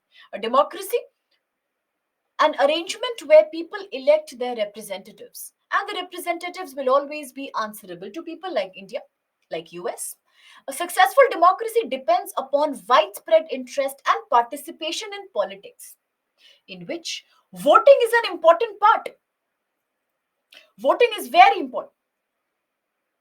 To deliberately to deliberately another very good for deliberately word, deliberate for deliberately is wantonly. To deliberately to wantonly refrain, stop yourself.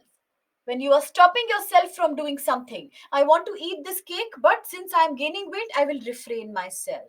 I really want to go to party today, but tomorrow exam, I will control myself. Refrain.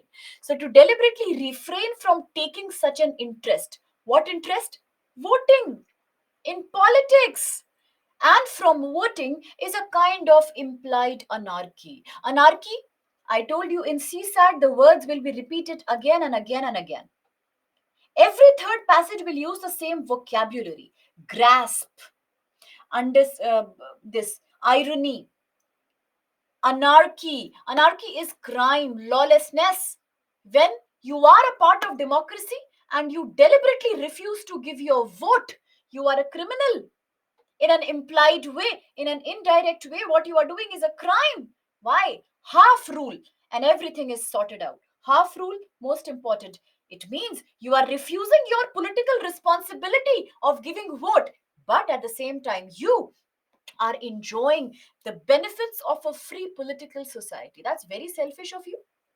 If a citizen is trying to enjoy all the benefits of a democracy, fundamental rights 14 to 32, all of them you are enjoying.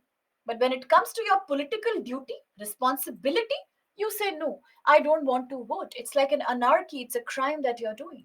So, rule number half plus, what is the passage trying to teach you? What's the main purpose behind the passage? It is duty to vote. Yes. Why not be? Because in a democracy, everybody has a right to vote. Anyway, it is implied in a democracy. Whenever the word democracy comes, you know you have a right to vote. The problem is you don't want to do it. And that's about running away from your responsibility. That's the lesson the passage is teaching you. So B is not, again, I'm saying A is not correct, but the most appropriate answer. There is no answer that is right or wrong in CSAT. Every answer is either the most appropriate or less appropriate. B, less appropriate. It could be a supporting idea, but not a main idea. C, freedom to vote. Yes, in a democracy, we have the freedom to vote. And that's what the author is also saying. If you have the freedom, please do it. Supporting idea, not the main idea. D, a right to participate in politics. Yes, you do have that. The first line tells you a successful democracy depends upon interest and participation, and voting is an important part of that, right? So, the first line obviously is important, but the last line, rule number half, is working so well. So, therefore, the most important thing here is duty to vote. Now, is that clear, or do you have some confusions or problems with it? Kindly tell me, share with me your feelings, how you are feeling at this moment. How is it coming across to you? Is somebody really feeling bogged down, or like it's too much for one day? Is it that kind of a sentiment that you are getting? Feel free to share with me. Now, don't treat me as if I'm an outsider or as if I am a formal entity here. Please treat me as absolutely a part of your batch. Treat me as somebody with whom you can share all your doubts regarding your topic. Please feel free. I'm there to help you. Yes, I'll do it. Okay, you had a heavy lunch and you got tired. All right. Yes. You did not understand.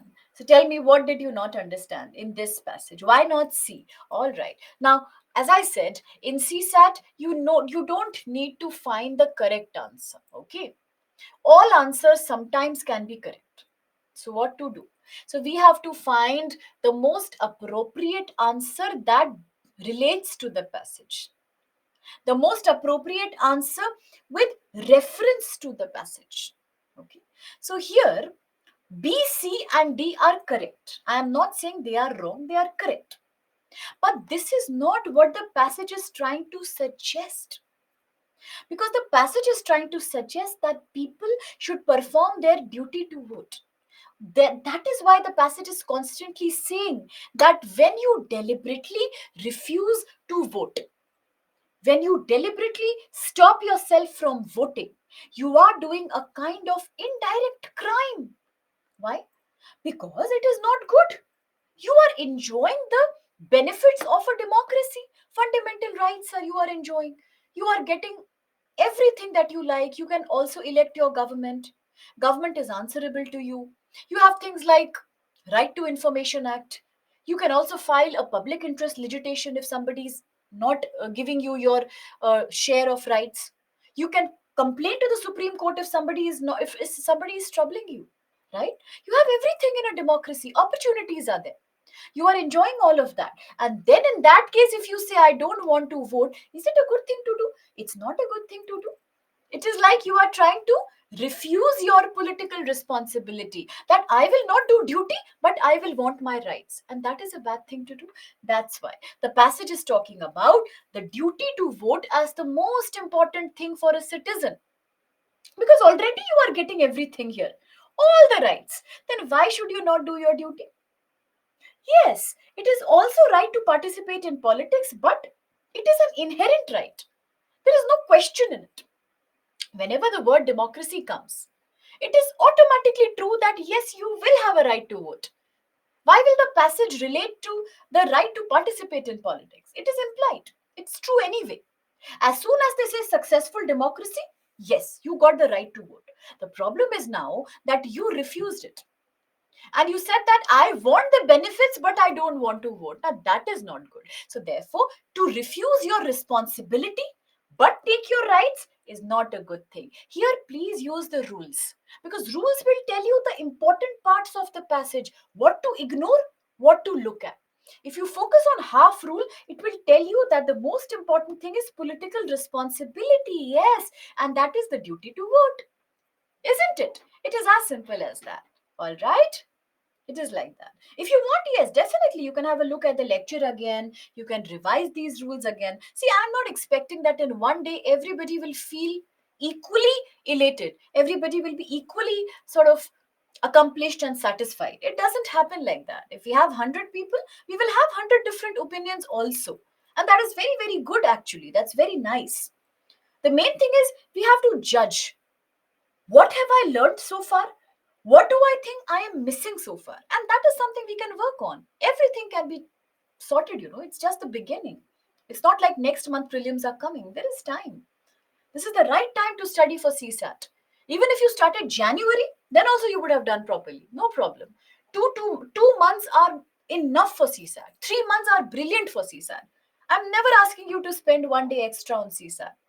Another thing is, those who have taken the lectures from me and those who have just done one thing, that from 2016 to 2023, they have taken the lectures seriously and they have had a detailed look at the PYQs. They don't need to do anything extra, not even one thing extra. That's my guarantee, my promise. And I'm not running anywhere. I'll be here only next year also, next to next year also, hopefully. Fine. So, therefore, there is nothing else you need to do. Take the lecture seriously, revise the PYQs. Please don't waste your time on buying books. Don't do that. For CSAT, RC, never buy any book. It's a complete waste of time. Never buy.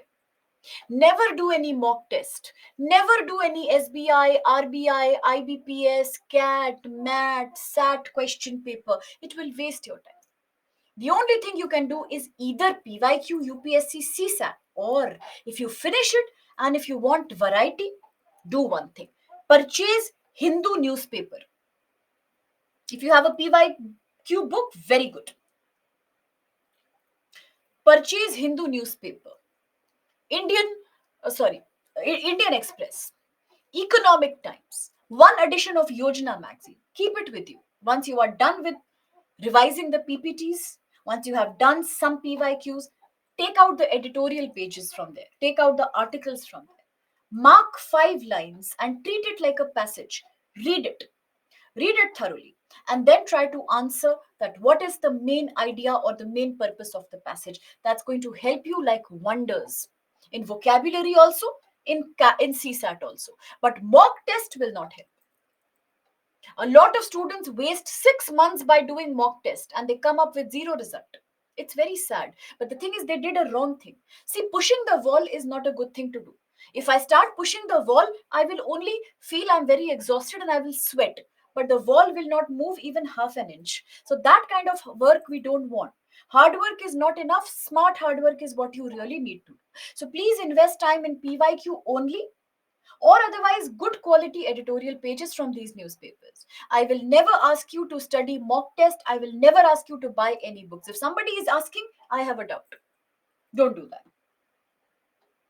Right. So a lot of people have this problem, not just you, unfortunately, and I'm really apologetic to you. Books, yes, a lot of people have been complaining to me repeatedly through emails and in all my lectures that they have not received books. What to do?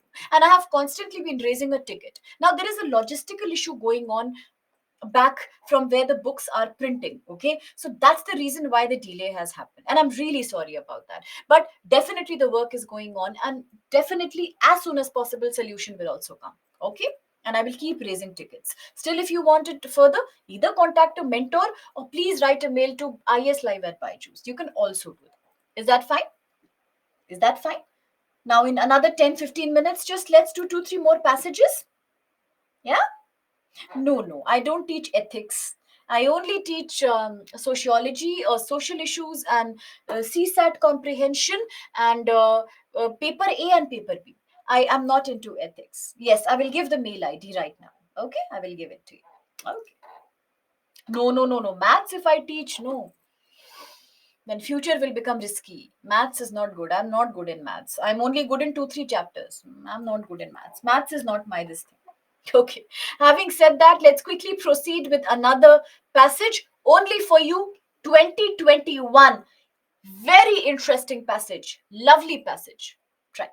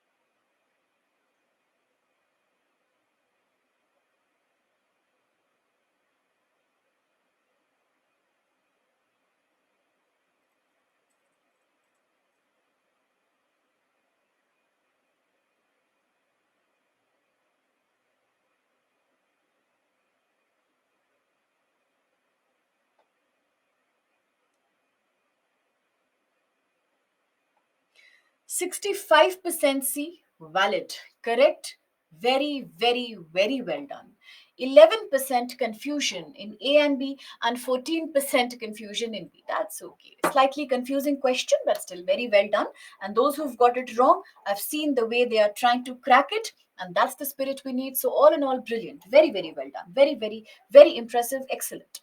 Now, let's look at the question.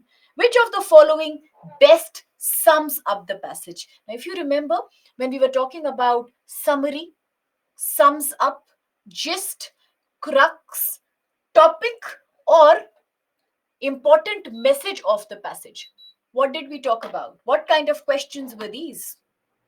Automatically, these were the TBQs. What is IBQ?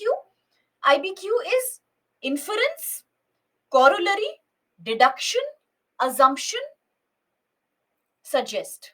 What is TBQ? Crux, gist, summary, message, sum up.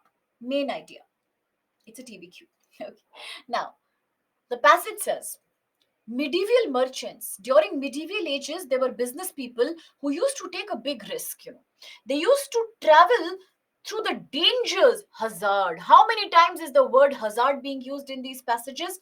I told you, CSAT vocabulary is very standard. You don't have to know many words here, but if you practice PYQs, you will understand the upcoming passages in future 2024 onwards. Why? Because vocabulary is always the same. Danger, peril was another good word you learned. Peril. Now, they used to take the danger of Silk Road, and they used to reach China. Now, don't waste your energy and time on dates. Dates are not at all important. If a passage is talking about dates, 15th century, 1946, 17th century AD or BC, all these are not important. Don't focus on them. Ignore them. Portuguese boats or caravels, small boats, sailed beyond the bounds of the known world. From Portugal, people used to travel in boats outside the boundaries. Bound is boundary of the known world. What is a known world? Theme based question. What is a known world? A known world is the area of the world that you know. If I know only my city, that is my known world. If I have not traveled outside India, India is my known world. If I have not traveled outside Asia, Asia is my dream world. For somebody, they are even going to Mars, they are even going to moon. What can we do? It is different for everybody. Now, these people were searching less for knowledge than for gold and spice. It's a comparison. People who are traveling outside their known territory are traveling not only because of knowledge, they don't need knowledge so much, less for knowledge, but more for money, gold and spice. Remember Vasco da Gama, 14th century, 1498, I think. That thief who came to India took so much and sold it at 10 times the price in Portugal. Why did he do that? This is exactly what they are saying. They used to travel for gold and spice. Calicut, very good. Historically, the reason, the driver for opening new frontiers. What are new frontiers? New boundaries, new areas, new geographical territories. The Historically, the driver for opening new territories has always been search for resources. People want resources like gold, money, treasure, spice. That's why they are traveling. That's the only reason. Last lines, rule number half. Science and curiosity are weak drivers. People are not very much motivated to travel because of curiosity. They want to know what is outside, or they want to have a knowledge, or they want to do scientific experiments. That is less important. What is more important? The only way to open up space, whether it be on your own planet, geographically, whether it be outside Earth, space, moon, or that mission Aditya L1 or mission Shukrayan, whatever you talk about, or the space of the solar system or the dark matter, or even beyond the solar system, the dark matter that is there. Whenever you open a new space, whether on the planet, whether outside the planet, whether outside the universe, every time the purpose is always to create an economic engine. What is an engine? That leads you. And here, what is the engine? Money, economics. And rule number 3, that engine is resource extraction. So whenever you have to open a frontier, a new area, a new territory, the reason always has to be resource or money. There is no other reason. Now look at the question A. Wealth generation is the primary motive. This is the most important purpose for any human endeavor. Endeavor means effort. Is the passage saying that wealth generation is the primary reason for any human effort? Are we talking about any human effort? Studying, eating, drinking, loving somebody, taking care of your old parents, raising your children, growing plants, worshipping a deity, religious, charity purposes, everything. Talking, watching TV, any human behavior. The purpose is always wealth generation. Is that true? Doesn't this remind you of the 2015 passage on flamingos? The passage was only talking about one species of birds called flamingos, and the options were talking about any species, all species, every species. How do you know? You only know about flamingo. Similarly, here you only know about one human endeavor, and that is opening up new space, opening up new frontiers, opening up new areas. You don't know any human endeavor. We don't know. Passage is not talking about so many endeavors, only one frontier opening. So A is not applicable to the passage. Rule number 2. B. B is the most, no. Any is not an extreme word. It's not. No. Extreme words are only these.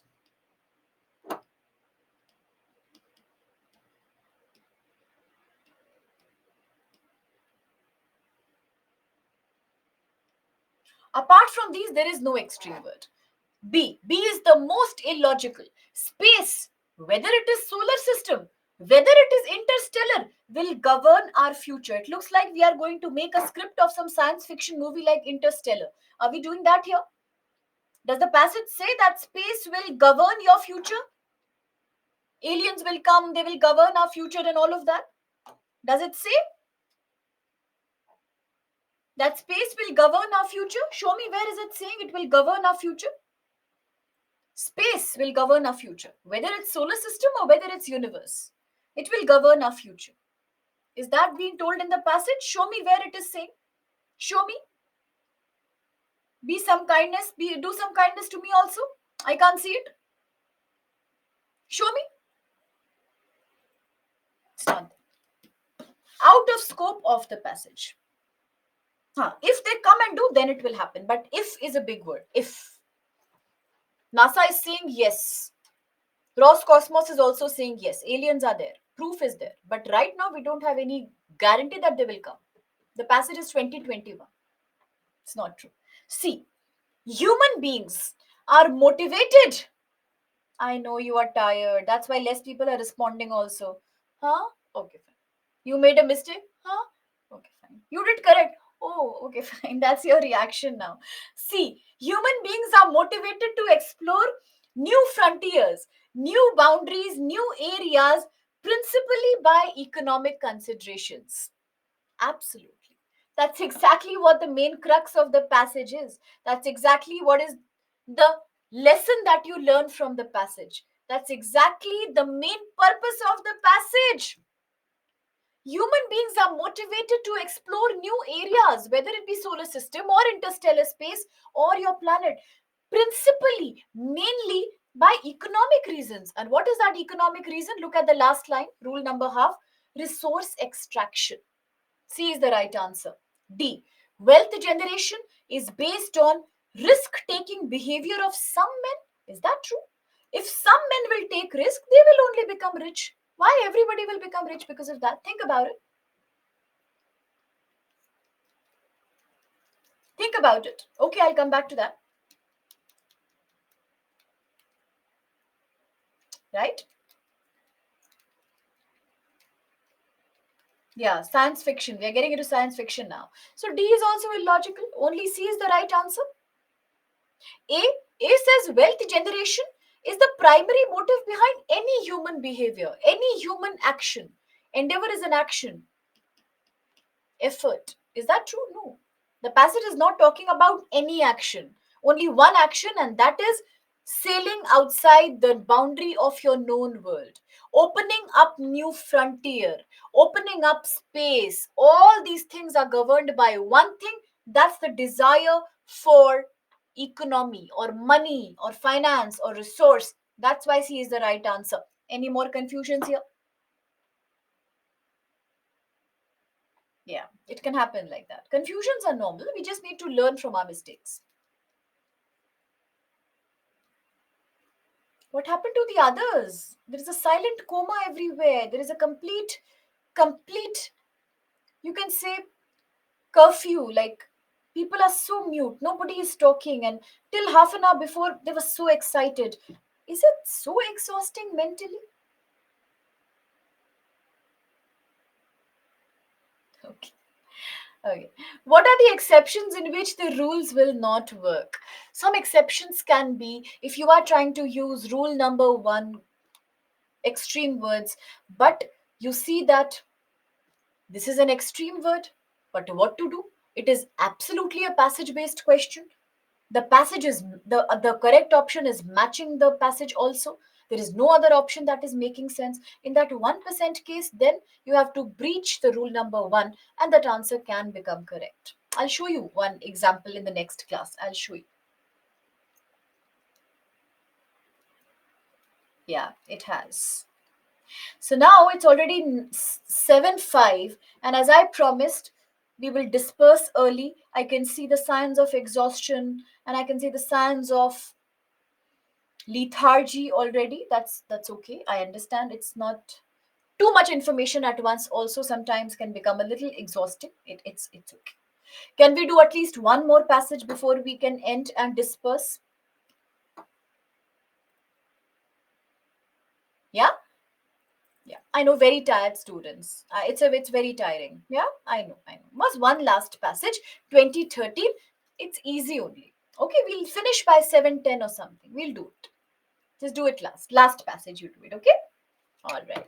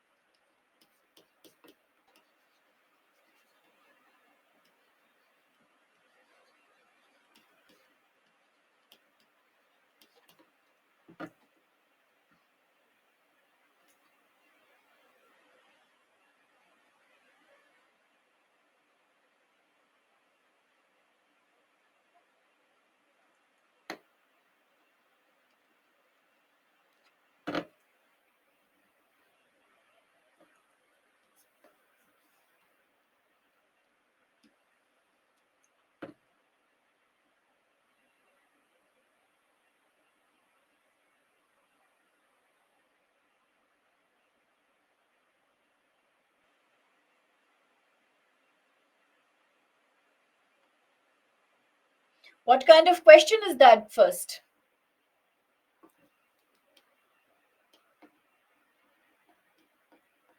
What kind of question is that? Go. Oh, oh, oh, oh. Think again. Think again. Think again. Very good. It's a PBQ. Why is it a PBQ? Because it is not based on the whole passage, it is based on one fact of the passage. According to the passage, which is the reason as true as the reason for man's miseries, not the whole passage. So PBQ.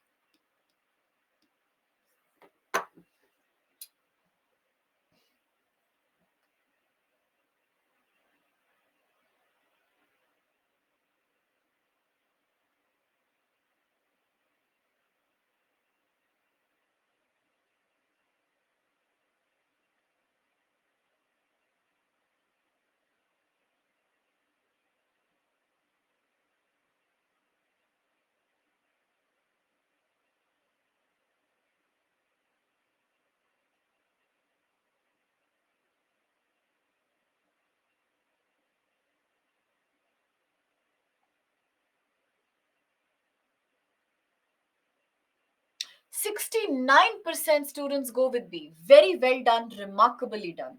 13% D, 10% C, and 9% A. All right. Confusions are acceptable, but still, overall, really well done and very well tried also. So, good job there. Very good. Now, let's see what went wrong and why is B the right answer. It's a right answer because it's a PBQ, and a PBQ means a passage based question, direct question. The answer will be directly located in the passage itself. So, which is the reason behind man's miseries? The miseries of the world cannot be cured by physical help only. No problem.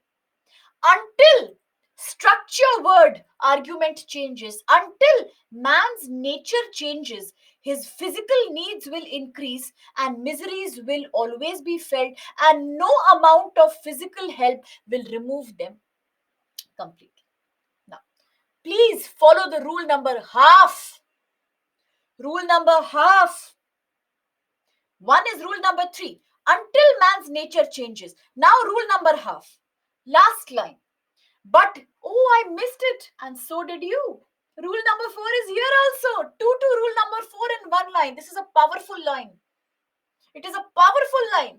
But human misery will continue until man's character changes. So, what is the reason behind human misery? B. The refusal on the part of man to change his character. A is wrong. The poor economic and social conditions in society not mentioned in the passage. C. The absence of physical and material help. Wrong. The passage says, you may fill the land with hospitals. You may convert every house into asylum, and still man's miseries will continue until his character changes. So, material and physical help will not help. What does it say? No amount of physical help will cure the problem completely. So, C, wrong. D, ever increasing physical needs due to changing social structure. Agreed that needs are increasing, but is it increasing because of changing social structure? Is that clearly written in the passage? That the needs are increasing because changing social structure is there? It is not there. So therefore D is wrong. B will be the only right answer. Now, one last question based on the same passage. Same passage, another question, last for the day. Please focus. What kind of question is this?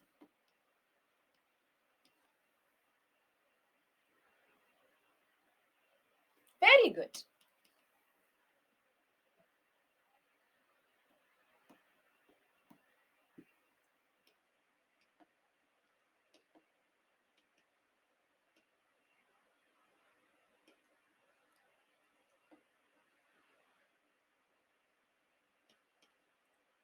Passage, please.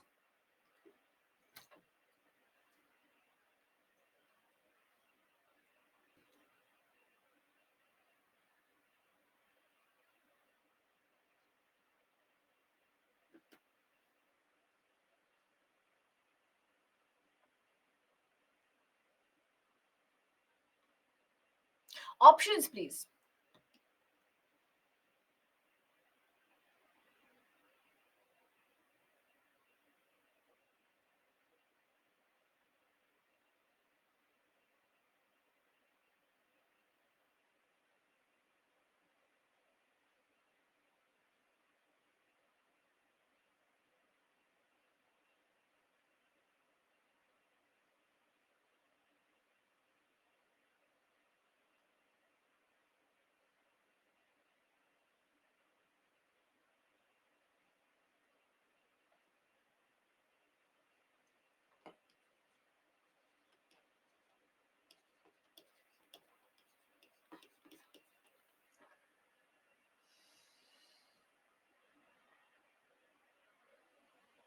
%54 D, correct, very correct. A 20, B 19%, C 7%. Now, very, very clearly, let's focus here. It's an IBQ, but with reference to the passage, they have made assumptions. One, the author gives main importance, primary importance to physical and material help in eradicating, removing, or finishing human misery. Physical and material help. But what does the passage say?